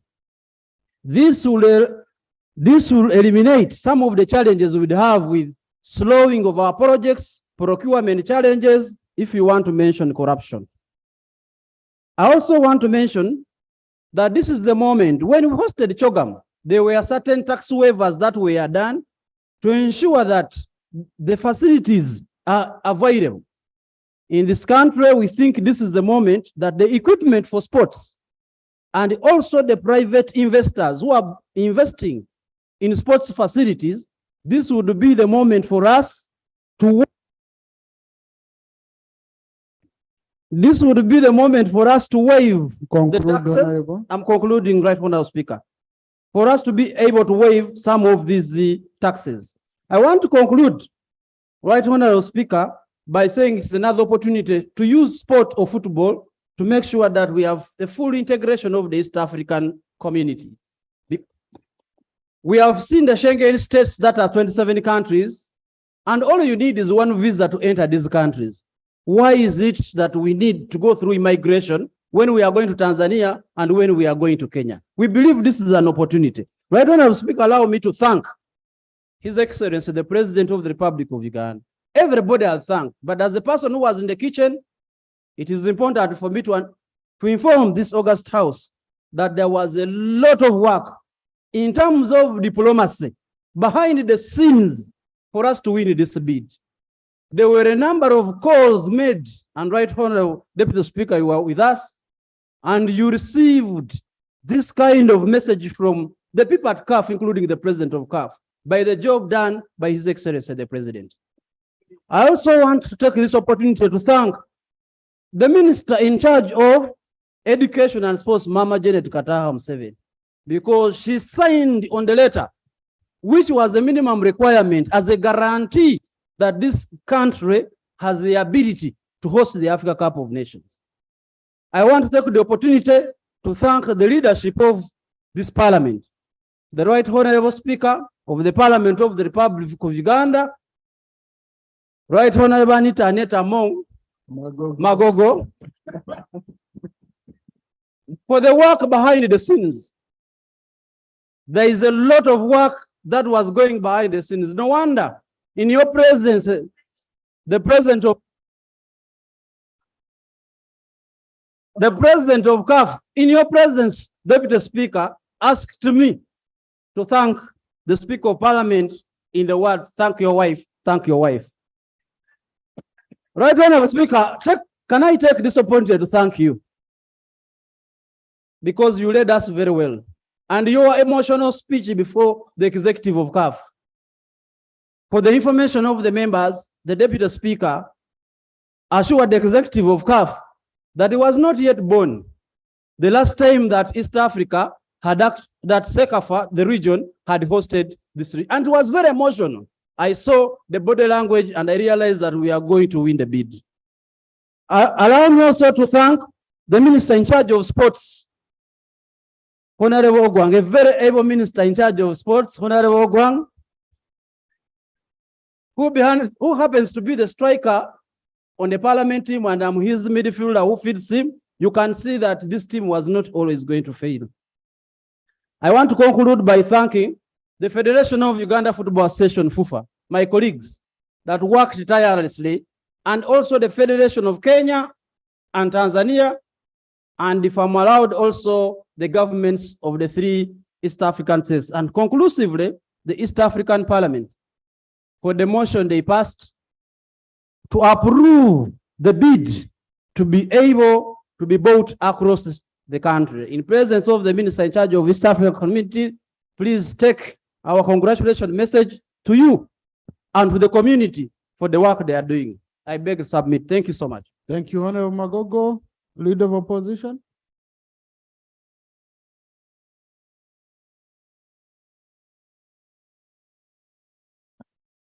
Much obliged, Right Honorable Speaker. The Honorable Magogo was my captain at the university. And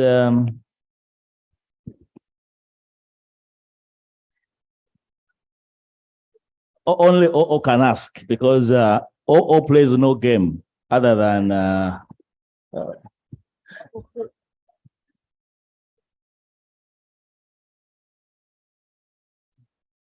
and for some reason, during his tenure, we were a very successful team. So I am speaking about a friend of old, and I want to congratulate him for the struggles. He only disappointed me by picking a yellow card other than the red card. But for the rest, we are such good buddies of old. Honorable Speaker, the next World Cup will be hosted by 3 giants. Just listen. Colleagues, please. Canada, America, the USA, and Mexico. And that speaks to the changing nature of this game. Beyond being a game, it has a lot of returns to the hosts. And I want to use this opportunity to congratulate CAF for being foresighted. The 54, if I'm not mistaken, African nations, if each is going to host the biennial, you need 108 years for each to be able to do a round robin across Africa to give each an opportunity. So given the returns that come beyond sports, I think CAF should use this to wake up to the reality that's no longer feasible. That's not even smart to give this biannual event to a single nation. And I don't think it was done because the individual East African nations were less able. But I think even looking beyond sports, but to even grow nations to United Nations is a very good thing. So I want to congratulate CAF for the insight. 3, Right Honorable Speaker, the next war, civil war, will be fought over stadia that will host these games. But I think FUFA can do it smartly. Of course, not every stadium will be able to host. But like the president of FUFA observed, and I remember that we can use this chance to enhance the quality of our sporting facilities. For instance, you've not had any haggling about massacre grounds, but you know, right on the speaker, that over the last 2 financial years, government is advancing funds to rehabilitate it. Some of these could be acclimatization facilities for nations. The job FUFA has and the government is to work around them first, make them known to all and sundry, because the nations have liberty to choose where to acclimatize from, and also enhance infrastructure that will feed into these facilities, right, Honourable Speaker. Otherwise, the rest of the matters that make us look the orphan of the region can be worked on. Like the matters a member talked about, our standard gauge railway is where is still on paper. Our meter gauge railway is belongs to Stone Age, needs to really be looked at. If these are worked on, the infrastructure around Greater Kampala metropolitan area worked on in earnest, so that we do not really deposit a border public transport system, then everybody will hear about Uganda, Honourable Speaker. Otherwise, the rest of the polity that comes with it is upon the government to realize that it's a chance to market Uganda, stop abusing the rights of the people, speak to your opponents, and sort out the politics that divided the nation. Otherwise, football as a sport, the universal sport, should be able to unite us and draw us closer to each other, so that we are not the pariah of the region in terms of accommodating each other and tolerating one another. Regional Speaker, I congratulate the nation once again. Thank you. Thank you, Lop. Honorable Minister, conclude. Right, Honorable Speaker, first of all, I would like to begin by thanking all colleagues who have given comments in support of the statement and the motion which has been moved here. First, like the leader of opposition has said, sports is a unifier. And for that purpose, I want to call upon you that Uganda and Pamoja bid will not fail. We will do what it takes to make sure that Uganda produces in East Africa the best tournament of the of this kind in the history of African Cup of Nations. The following are my observation. Number one, as the Minister of Education and Sports, we have a plan of constructing regional stadiums. There's one of us who has said here, all what we need, can we walk the talk? When time for appropriation comes, can you help me and give us money? Most times we tend to talk, but when time for giving money comes, the priorities get lost. So colleagues, my own appeal to you, Right Honorable Speaker, the solution is what you've just stated here. We need to look at having a sports fund. We need to look at how do we get to tax these betting companies. Like you've correctly said, what's happening in Kenya. This will help us to raise money to develop infrastructure across the country. That's all. Now let me answer the following. The question of Buhinga versus Hoima versus Akibwa. We have a plan as the Minister of Education and Sports, number one, to fulfill the presidential pledges. Buhinga, Akibwa are priority number one as the Ministry of Education and Sports. So for that matter, colleagues, let's not eat ourselves. We will work on those projects as time goes on. The other issue which was again pertinent here was the question of Barifa. Honorable colleagues from West Nile, let me say this. During the time when we were making the sports law here, I remember there was an issue about these specific facilities. A question was talked about Barifa. One of the colleagues from West Nile stood here and said Barifa was land which belonged to the National Forest Authority. So, God, yes. I am speaking with authority and I know what I'm talking about. So for that purpose, I want to request you colleagues that two things. I am aware that West Nile, like the president of FUFA said, is one of those regions which we really need to take into consideration based on the fan base. But also I'm also aware that we be able to avail land which has no encumbrance. That's the most important thing which we must discuss. The other issue again which has come here is the question of timely execution of projects. Friends, construction of stadium is not an activity where you can give any other company to do it. like the president of UFA said here, we have companies which have proven to construct stadium within the timeline when a project is required. And that company is already in Uganda. I want to commit that the indoor arena of Lugogo will be constructed by that company. And that company is called Suma. It's a Turkish company. So for that purpose, if they request to help us construct the two facilities we want government to undertake again, in my considered opinion, let's not waste time on issues of procurement, because as of now, we are time bad to execute this project. It is important we handle that at that time. The question of Nachivugo. Thank you, Honorable Minister. Last but not least, is on the issue of Nachivugo.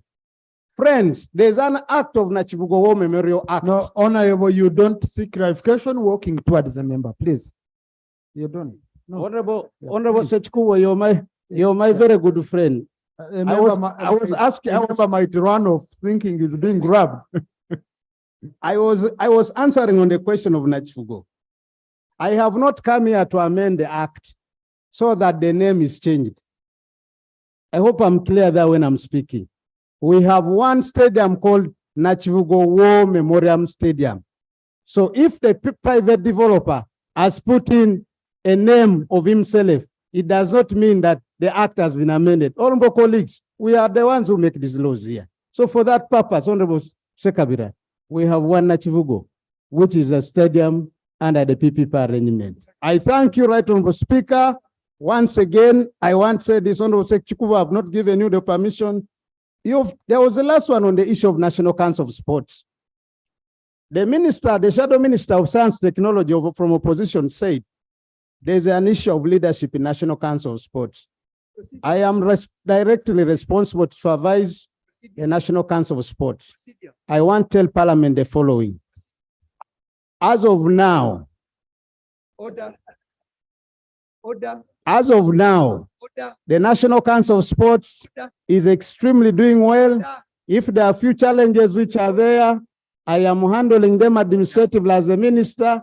Secondly, the question of funding to the federations, I want to say all the subventions we get from government, we send them to the respective federations. And that evidence can be produced if Parliament needs it. For that purpose, colleagues, I congratulate all of us. I congratulate East Africa. I congratulate CAF for giving us the hosting rights to host African Cup of Nations. I say all this for God and my country. Thank you. Thank you, Honorable Minister. Colleagues, I now put the question that a motion for a resolution of Parliament to pay tribute to the successful East Africa Pamoja bid, comprising Uganda, Tanzania, and Kenya for hosting the Africa Cup of Nations 2027 be adopted. Those in favor say aye to the content. The ayes have it. Thank you. Clerk, please transmit a copy of the resolution together with the extract from the answer of this motion to the relevant ministries, departments, and agencies for action. Honorable Kajwende, you had a procedure matter? Thank you. Honorable colleagues, let me put it on record. I am a very patient fellow. And really, me, whether you behave like how, I just keep it easy. But I would request, we have been here. I have picked over 40 members who have spoken. Now, a member who has just entered without me mentioning a name, members who have just entered wants clarification, has procedure, has order, has everything that can be. Now, I have not mentioned the member, but you know yourself. Okay? So please, I want us to continue running our house honorable. Honorable Kajwenje. Thank you. Right Honorable Speaker, thank you for giving me this chance. In mid-August, the bill entitled Explosives Bill 2023 was read on the floor and forwarded to the Committee of Defense and Internal Affairs for processing.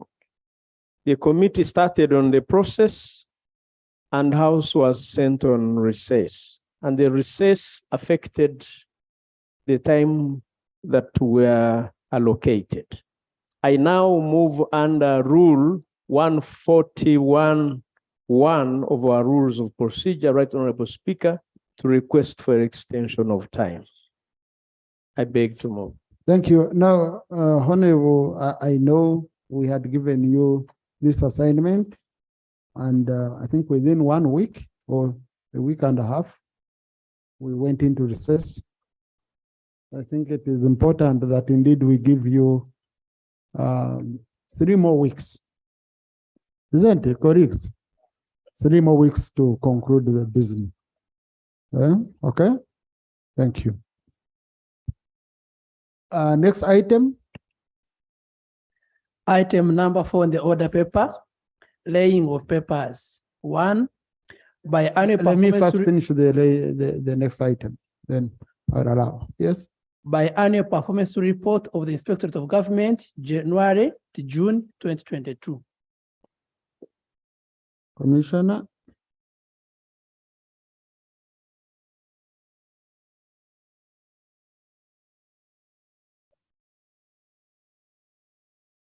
Right Honorable Speaker, I beg to lay the biannual performance report of the Inspectorate of Government, dated January to June 2022. I beg to lay. Thank you. Honorable Commissioner, it's referred to the Committee on Legal for consideration and report back within 45 days. Item 4.2, by annual performance report of the Inspector of Government, July to December 2022. Right Honorable Speaker, I beg to lay the biannual performance report of the Inspectorate of Government, dated July to December the year 2022. I beg to lay. Thank you. Refer to the Committee on Legal Affairs for consideration back in 45 days. Item 4.3, by annual performance report of the Inspectorate of Government on increasing citizens' trust in public office, January to June 2023. Commissioner.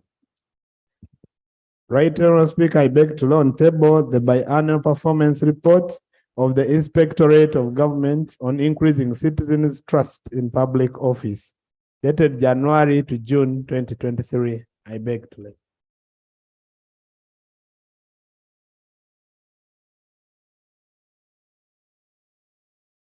Thank you. It's referred to the relevant committee consideration.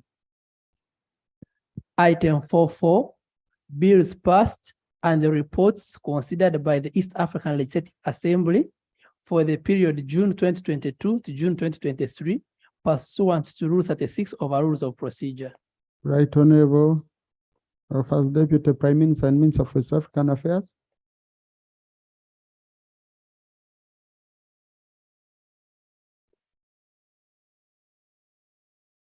Mwenyekiti na wabunge, habari za mchana, bon après-midi, and good afternoon.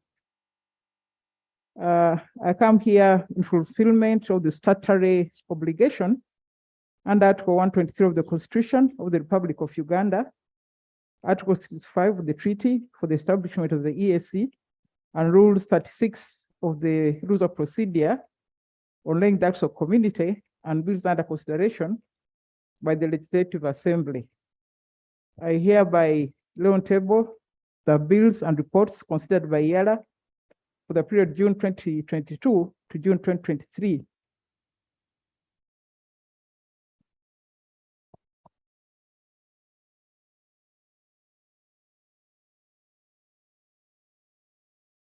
Uganda is a partner state of the EAC. We are familiar with the membership, the DRC, the Republic of Burundi, Republic of Uganda, Republic of Kenya, United Republic of Tanzania, Republic of Rwanda, the Republic of South Sudan. Somalia has applied to join, and negotiations are underway to consider their admission. Article 9 of the treaty establishes the critical organs and institutions of the community, and the Legislative Assembly is one of the key organs of the community. The functions of YALA as spelled out in Articles 49(2) of the treaty, including, among others, enacting laws of the community, approval of the budget of the community, overseeing the general function of the community, and the Assembly has various standing committees for effective, efficient discharge of its functions. IALA has 63 members, 12 ex officio, 9 members from each partner state, and currently we're in the 5th Assembly. It's a strict requirement under Article 65 to maintain good working relations between the IALA and partner states' national assemblies through transmission of and exchange of all relevant records of debate of sessions of the assembly, laying bills and acts of the community to this house, among others. A number of bills are still undergoing the various processes, and upon assent, the same will be brought to the attention of this august house. I therefore would like to lay first the East African Community Customs Management Amendment Bill, number 22. The bill is to amend the Customs Management Act, streamline the action and rationalize customs administration, operations and procedures, and provide related matters. I beg to lay.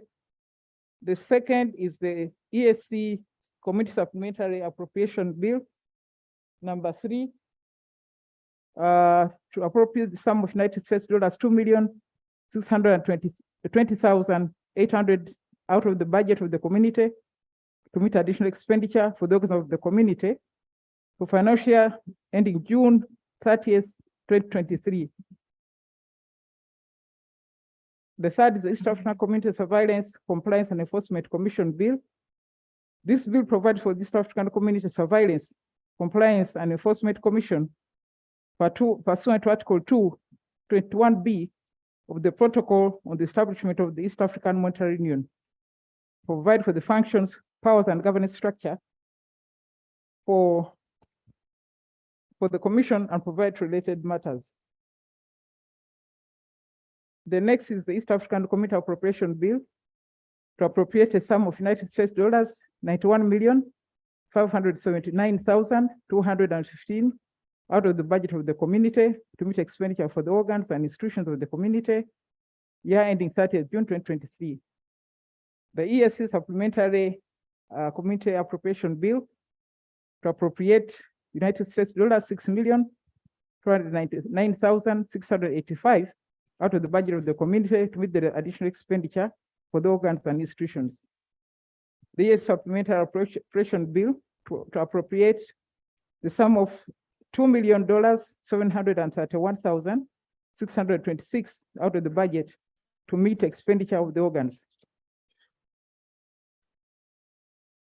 I also have the East African Community Competition Amendment Bill of 2022 to amend the East African Community Competition Act of 2006, streamline the provisions on mergers in the international practice on competition, to confer legal personality on the authority, to empower authority to impose and correct financial penalties, and provide regulated matters.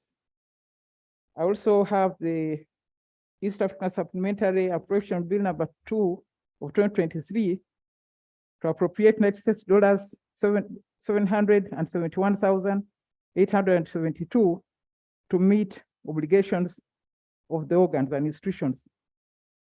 Another supplementary bill to appropriate $16,408,043 out of the budget of the community to meet additional expenditures of the organs and institutions.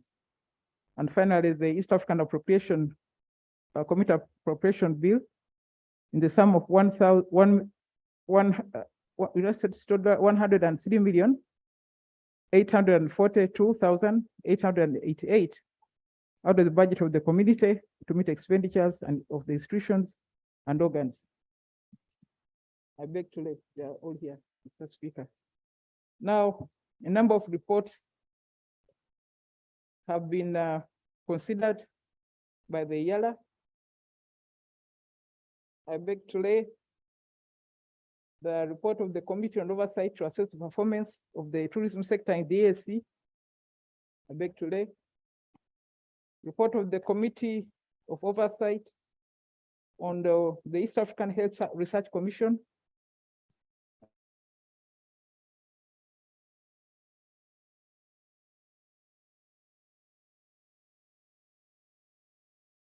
I beg today, report the financial report of the oversight activity on implementation of the protocols and laws governing ES institutions. Beg today.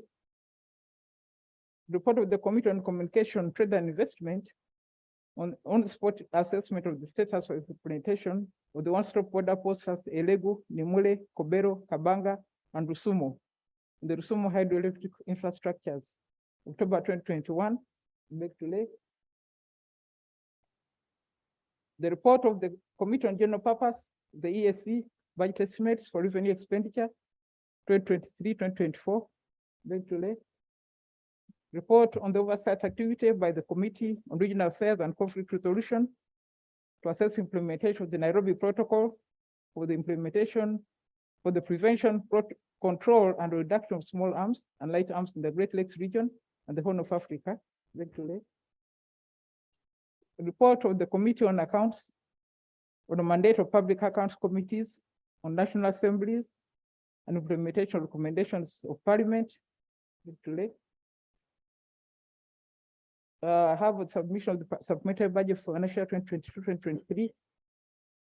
Committee on Regional Affairs to assess the progress made in the development of the draft ESC refugee management policy. Today. The budget speech for the financial 2023-2024 to the YALA by the Chair of the Council of Ministers. Report of the Committee on Regional Affairs and Conflict Resolution to assess the measures instituted by partner states for the safety and security of movement of people and goods on Lake Victoria and Lake Tanganyika. Financial statement for year 2022-23, back to late. Committee on Legal Rules and Privileges, the report of the committee on assessment of status of ratification and implementation of ESC protocols and ESC laws by the partner states. Back to late. Report of the Committee on General Purpose to assess the progress made by Inter-University Council for East Africa, the harmonization of education systems in the ESC. Back to late. Report of the Committee on Agriculture, Tourism and Natural Resources on the oversight activity on Lake Victoria Basin Commission and Lake Victoria Fisheries Commission. I beg to lay.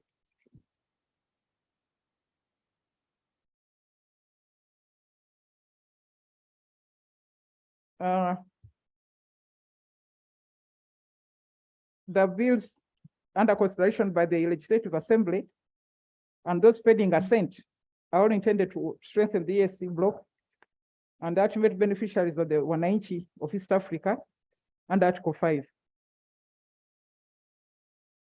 It is a cardinal responsibility of the partner states, Uganda inclusive, to popularize the community for the common good of all East Africans. It is in the above perspective that I call on other members publicize and popularize the ESC integration agenda in readiness for the ultimate pillar of political federation. It is imperative to note that upon passing of any law by such the EALA, such a decision takes precedence over national laws on matters pertaining to the treaty. In the discharge of this mandate, the Legislative Assembly has considered these bills towards that agenda. Under Article 65, the Clerk of Parliament is required to submit a record of all the relevant debates at the floor of Parliament to strengthen and concretize our relations with the community. So, Mr. Speaker, I expect that the Committee on ESC and the plenary will review these decisions, make comments so that it can assist in the integration. I don't know whether I can move now to the other subject. Just can take your seat. Okay. Right, Honorable. Thank you.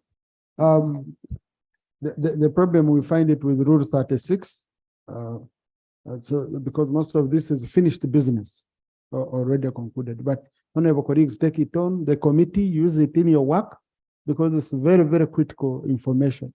You shall ensure honorable colleagues receive this information. Now, honorable colleagues, I want to amend the order paper. The Right Honorable Minister for East African Affairs has made a request.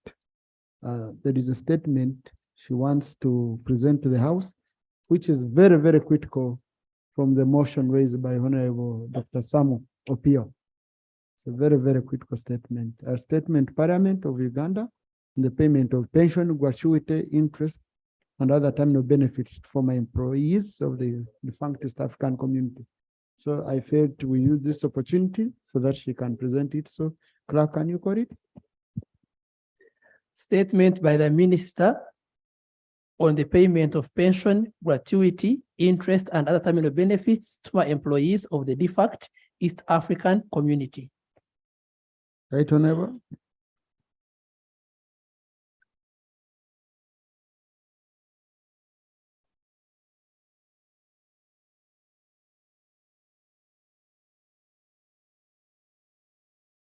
Mr. Speaker and the members, I come in observance of an undertaking we've made regarding my ministry to update the Parliament on the progress made towards the payment of pensions and other retirement benefits of the former employees. I will not delve into the background, it is well known. However, the collapse of the original community left a number of challenges, cardinal of which was the obligation to pay terminal benefits to former employees. As a means to addressing this challenge, the heads of state of the former partner states of the defunct EAC signed the East African Mediation Agreement on 14th May 1984, conclusively deal with the division of assets and liabilities of the former EAC, including payment of benefits. Interestingly, Mr. Speaker, Uganda made 2 attempts to domesticate this agreement. One in 1990, a bill was published but never brought to the House for consideration. The second was in 2004. Another bill was printed, but again, it was not brought to the House. So Uganda did not fulfill that particular obligation. However, the government revoked the provision of the Pensions Act, Cap 2281, that had been amended by the Pension Decree of number 6 of 1978. Now the Pensions Act 286, Laws of Uganda, to safeguard the pensionable rights of the former employees of the defunct EAC. The formula adopted in the calculation of the pensions, gratuity, and other benefits did not in any way deviate from the formula provided under the EAC Pension Act. There is a consent judgment, which I have here, which a number of the employees took the government to court, and judgment was entered by consent. It's here. I want to lay it as Annex 1.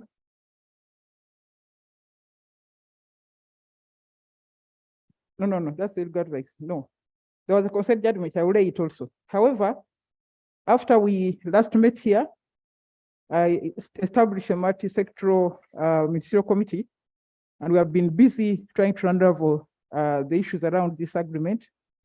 However, I have the opinion of the Attorney General on the subject. I've read it here. The obligation to pay the employees the term benefits was until 2015 vested in the Pension Authority. That's a Ministry of Public Service. So my ministry inherited this responsibility in July 2015. Since then, a substantial number of cases have been handled, a mixed number of challenges. The matter has been severally litigated on, and there are orders, counter orders, consent judgments on the same subject. Right. I'm confident that with the support of this House, my ministry will ultimately pay and clear out the outstanding legitimate claimants. I want to give the status of verification and payment of former employees of the EAC since July 2015. The ministry conducted field visits with a view of verifying all claimants all over the country to ascertain those with legitimate claims for payment. Secondly, the ministry has variously issued public notices through print and electronic media notifying the deserving claimants to present their relevant documents for processing and payment. The ministry established a pension desk at the headquarters to attend to all claimants on a daily basis and receive their claims. As I indicated, I started an interministerial pensions committee comprising of the Ministry of Public Service, Finance, Justice, Bank of Uganda, and charged them with coming up with measures that will ensure that the issue of pension payment is concluded. The committee sits regularly to deliberate on those emerging issues and come with the way forward. My ministry has engaged various stakeholders, including Attorney General, Public Service, the Parent Ministry, Pensions Authority, the Bank of Uganda, Finance, the DPP, Criminal Investigation Department, the Office of the Administrator General, the Association of Former Employees of the ESC, and many others in a bid to find lasting solution to this impasse. We are now engaging Cabinet. Mr. Speaker, I'm going now to finally present a Cabinet paper to domesticate the East African Mediation Agreement, despite the time frame. For whatever it is worth, I'm going to do that. Arising out of these interventions, the minister has been able to trace, verify, validate, and pay a total of 423 pensioners in financial 2019-2020 and 2021-22. In 2020-2021, COVID disrupted part of the work, but in financial 2020-23, 347 files have been verified and cleared for payment. Only 163 claimants worth 1.9 billion were physically traced and paid. This was attributed to failure by remaining widely effort to present the required relevant information, such as letters of administration obtained from computer codes of law, bank accounts, TIN numbers, question of supply numbers as by law required. In 2023-24, the ministry so far verified an additional 31 files worth $93,000. Another batch of 1,297 files have been retrieved and are being verified at the Ministry for Onward Transmission to internal audit. Upon the conclusion of the audit exercise, supplementary will be made to ask for funds from the Ministry of Finance, pay the claimants who will have been cleared. The funds will include the 31 claimants already cleared. 311 claimants have been paid to the Office of the Administrator General. The number would have been bigger if there were no internal fights and disagreements among the beneficiaries. No, Speaker, the 20 pension scam, the Ministry of Public Service, affected payment of the former employees. Current statistics show that a total of 48 pensioners were affected through fictitious payments. The ministry has three engagements, the Office of the DPP and Public Service retrieved the 48 files initially held by the CID to facilitate the processing of payments for these pensioners. So we're working on them. In the case of Uganda versus Jimmy Ramafa and two others, the Anti-Corruption Court found that ghost payments of the former employees of the AC, and this affected the discharge of payments to legitimate claimants. Regarding the defunct East African Airways Corporation, we have been out of the total of 624, 474 have been fully paid, 150 are not yet paid because the ministry and their lawyers have failed to physically trace them. The former employees under this category were represented by Sozi and Partners advocates. In the case of Bahinguza and others versus Attorney General, the Senate's application number 763 of 2003, arising out of civil suit number 1010 of 1996. This is Annex 3.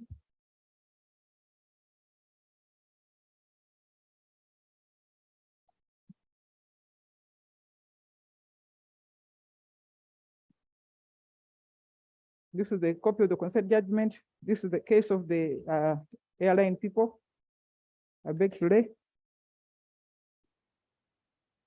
The monthly pension roll from the Ministry of Public Service had 708 pensioners during decentralization of pension payment. It was validated through verification and made with 415 eligible pensioners. The number includes those who have retired from the ministry. All the monthly pensioners are under our vote are getting their monthly pension from the ministry. The rest are deferred back to the Ministry of Public Service, with you putting them on the payroll of their right votes for retirement. The ministry has engaged many stakeholders, as I've indicated. And as I've said, I'm now going to proceed to the cabinet to domesticate the East African Mediation Agreement. Now, Mr. Speaker, the point of contention has been on the quantum and the formula. However, all our research and all our findings are that the formula under the Pensions Act is what is being used. I know that the beneficiaries are not satisfied, and I want to proceed to cabinet to ask for additional support so that the government can do something for them, because clearly they are not satisfied. So there's no discrepancy in the current formula, and the one used under the Pension Act. So the processing of pensions is continuous, and we are doing all we can. Therefore, Mr. Speaker, as I've already said, our challenges are the following: the lack of readily available, authentic, and verifiable documents, taking into account the time lag. This matter has been handled by different stakeholders: the EAC Secretariat, Public Service, Attorney General, Bank of Uganda, Auditor General, DPP, Finance, Administrator General, Courts of Judicature. Is really handled by so many people. Sometimes there are multiple claims. Some are not genuine, but we shall sort them out. Even those who are fully and genuinely paid by the Ministry of Public Service now come to the ministry to say, no, we were not satisfied, we still want more money. So it's a matter I think we need to handle politically to ensure that these Ugandans are given something commensurate to their service. So I want to conclude by saying that we are immensely concerned about the public outcry, and I'm really doing my best together with my team to ensure that the beneficiaries are all paid.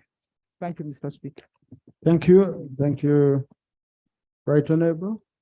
Honorable Pio, you have any comment on this matter? Yeah, thank you so much, Right Honorable, for that presentation. I believe this is going to go a long way in addressing the challenge. The clarification that I wanted to seek is that there are some of the former employees whose files may not have been retrieved as of now, and there are those who have issues regarding their computations. Can they be able to present themselves at the EAC offices? Can there be a desk such that it can help facilitate so that their issues can be raised and then they can be addressed at that point? Thank you. Okay. Honorable Cicero Gua, those on the same. Then Honorable Augon.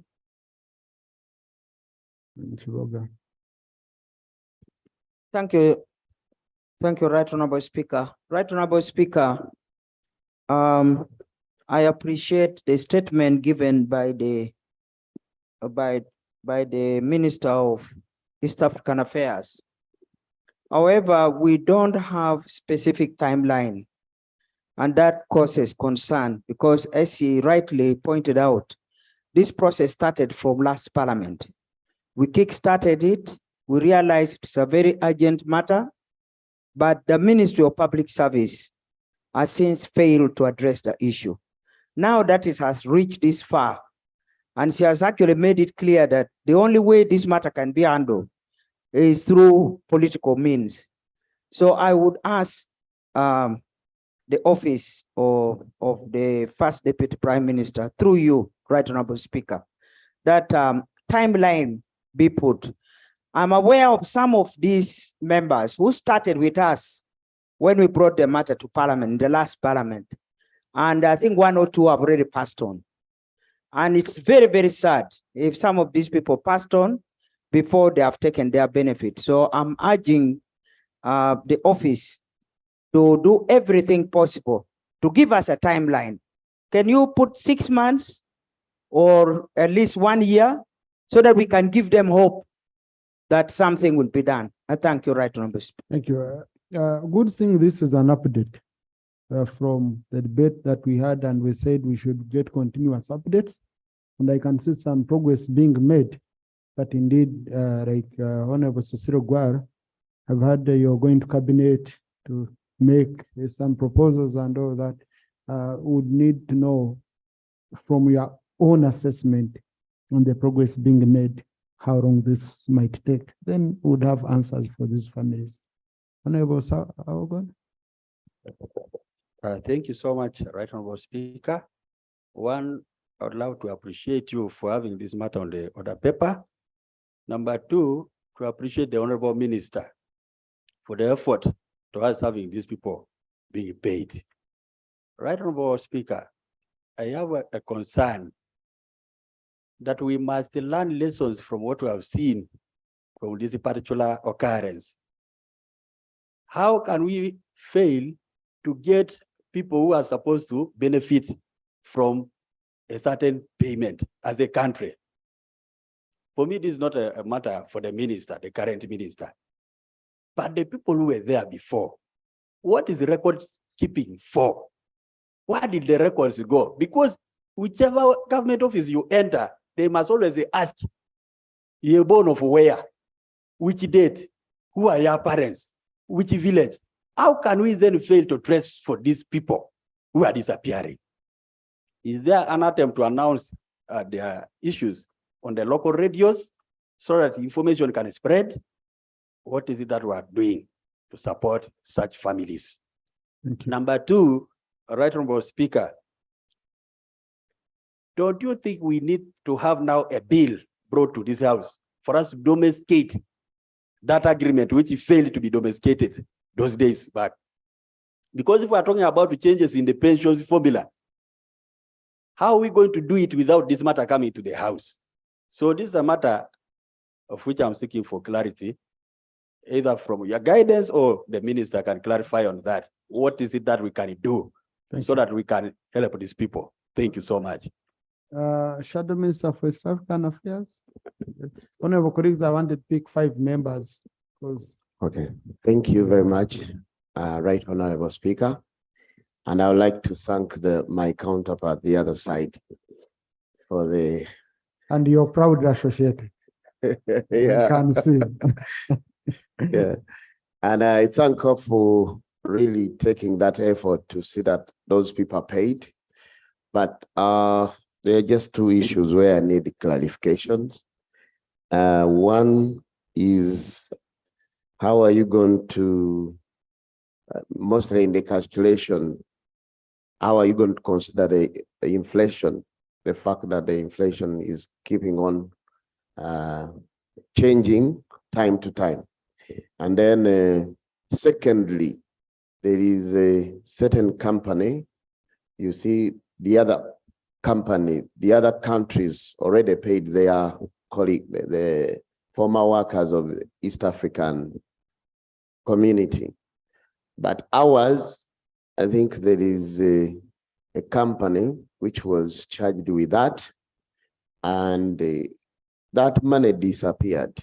Have you made an effort in seeing that money being recovered? Because I know government, you are doing a great thing to see that people are paid, but there is somebody who stole that money. Thank you very much. Honorable Question, I conclude with Honorable Seko. Thank you, Right Honorable Speaker, and thank you, Honorable Minister, for updating us, but as well prioritizing the payment of the people who once worked for these companies. My first concern is on having 150 people, failing to identify the 150 people. Probably the contracted legal firm needs to come up with other mechanisms of finding out these people. Otherwise, print media may not be enough. But I also call upon all of us to take it on ourselves to always announce within our electorates the need for those who feel need to be paid to approach the ministry. But Right Honorable Speaker, there was an issue of multiple claims.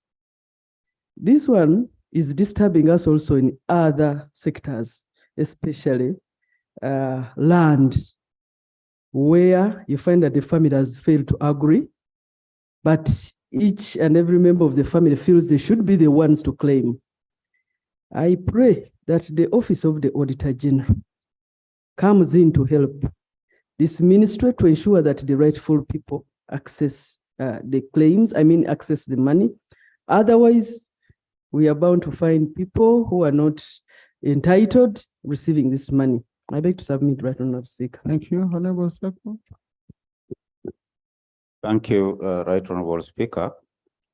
I also want to appreciate Right Honorable Rebecca Kadaga for the report, the update report she has given us. However, the clarification I want to seek is whether she has come across one Professor Timong from the East in Bukede, I think, who claims to be holding files of claimants, a good number up to about 400, so he claims. And at one point, when I spoke to him, he expressed that they have fears of handing their files because they think that some people will somehow play around with those files and they get lost. And the last time I spoke to him and informed him that the minister had been to the house, and a call was made for all the claimants who are able to go to the ministry and present their cases. He said that he was headed there with the team to meet the minister. So the clarification I wanted to get is if the minister is aware, and if indeed this professor who claims to have information was able to reach her.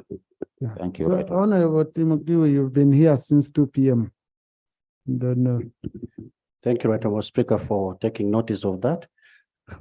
Right Honorable Speaker and fellow colleagues, we appropriated 9.2 billion towards compensation of this exercise. And we understand the verification started from the year 2000 on that matter. And I do again acknowledge what the Shadow Minister has stated, that our respective neighboring countries have already finalized their process of paying some of the claimants. The minister was supposed to come in the house and inform us actually how much more money will be needed to finalize all this claim. And I do not think that we have actually got that report. So if the minister could highlight how much more money will actually be needed to finalize the payment, and if actually they have verified the right claimants that they actually need for this. Thank you. Right, Honorable. Honorable colleagues, I'm going to. Time is so bad. My side. Thank you very much for the queries. Now, Honorable Member for Kole, I want to assure you that anyone who is making claims is welcome at the ministry. They can continue coming. They can come today, they can come tomorrow, they come every day. It's continuous. So that one is not a problem. I welcome them. The timeline, I think I've indicated that I am going to cabinet to finally, after 40 years, to domesticate the East African Mediation Agreement. I've informed you that the bill was drafted in 1990 and never brought to this house. 2004, it wasn't brought. So that's what I'm saying. I'm now finally doing it. So I'm finally my cabinet paper in a very short time. Okay, it will come here because it must be done here. And it will be as soon as possible because I don't want to see those old men running around looking for money. I know Professor Timo. I've met him. I didn't know that he's holding files, but I've met him. I've had 2 meetings with him together with my officials, but tell him that if he brings me the list of those files he's holding, they'll be safe in my hands. You are asking to bring me the list. He can hold the files, right? Him bring me the list so that I work from my side. The imposters. You know, Uganda has many imposters in land, in this and that. I don't know how I can guarantee that there are no imposters. In fact, I already told you in my statement that this scam in the public service. They were imposters. They were imposters and they were paid money from the Ministry of Public. So it's something we all need to work together to resolve. Inflation, that's why I want to go to the cabinet to see that we can do justice to these people. I can't give you a figure right now, but I'm going to make some proposals which will be considered, and eventually they'll come here because you'll have to appropriate them. Honorable Ogon, you're asking, what do you ask, Ogon? Yes, but it was in my statement. The bill is coming. It will be done here very, very quickly. So I don't want to preempt what is going to be in the bill, but it will come here. Yes, thank you. Thank you, Right Honourable, for that update. And please keep us updated. We are waiting for that bill so that indeed we handle this matter. You know, it's painful to find you're saying money is available, but the people to take it. You know, it's very, very sad. Next item, I want to do one more item. Item number 5 on the order paper, presentation of action taken reports pursuant to Rule 220 of our Rules of Procedure on investigations into the utilization of supplementary budget for financial year 2021-2022 by the Ministry of Trade, Industry and Cooperatives for rent of new office premises. Yes, Honorable Minister, we are given 2 weeks according to the Hansard. Please give us action taken. Right Honorable Speaker. Update on the actions taken on investigations into the utilization of the supplementary budget for the year 2021-2022 by the Ministry of Trade, Industry and Cooperatives for rent of the new office premises. On the 20th September 2023, I received a copy of the resolution which were duly discussed and adopted by Parliament on the 29th of August 2023. The communication was addressed to the Right Honorable Prime Minister, Leader and Big Government Business, Honorable Minister of Finance, Planning and Development, the head of Public Service, Secretary of Cabinet, the Permanent Secretary of the Treasury, Minister of Finance, Planning and Economic Development, the Permanent Secretary, Minister of Trade, Industry and Cooperatives, the Auditor General, the Accountant General, Minister of Finance, Planning and Economic Development, the Solicitor General, Minister of Justice and Constitutional Affairs, the Commissioner General, URA, the Executive Director, PPDA. Consequently, I wrote a letter, the Right Honorable Prime Minister, copied all the relevant ministries, departments, and agencies of government, of Parliament, and the required actions thereto. As of today, I wait for the responses from the ministries, departments, and agencies regarding the matter on action taken. I lay on the table a copy of the communication, the Right Honorable Prime Minister, for your information and action. Francis Mavis. Procedure, Honorable Seshkuva.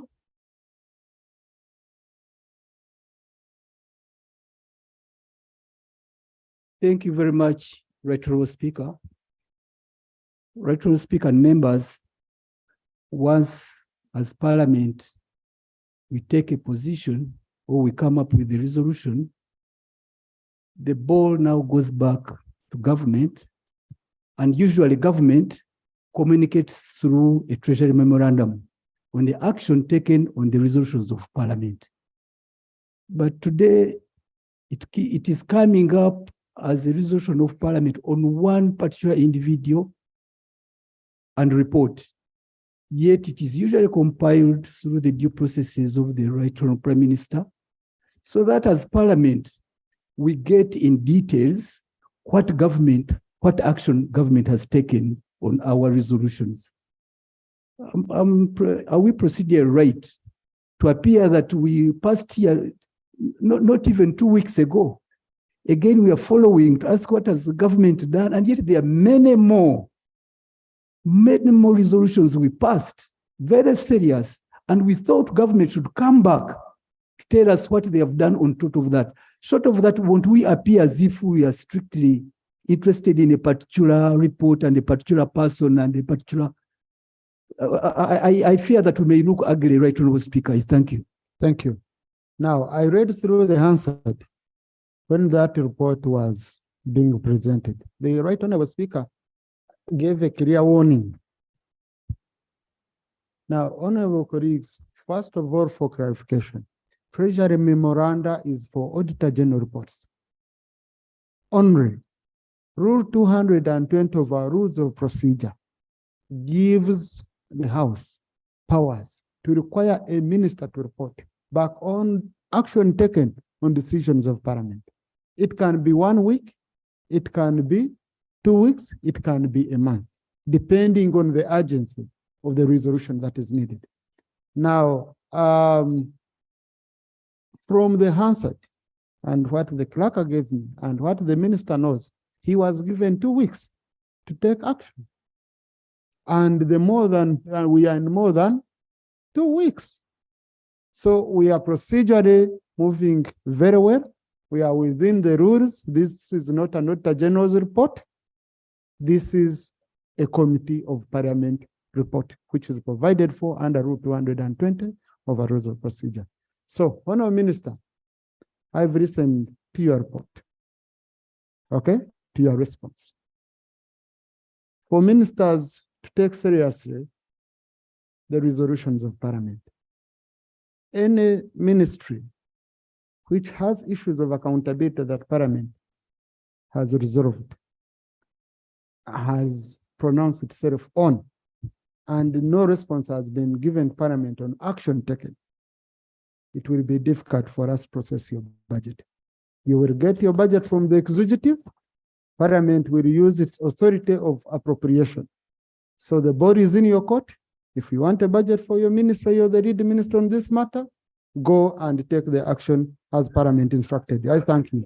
House adjourned tomorrow at 2 p.m.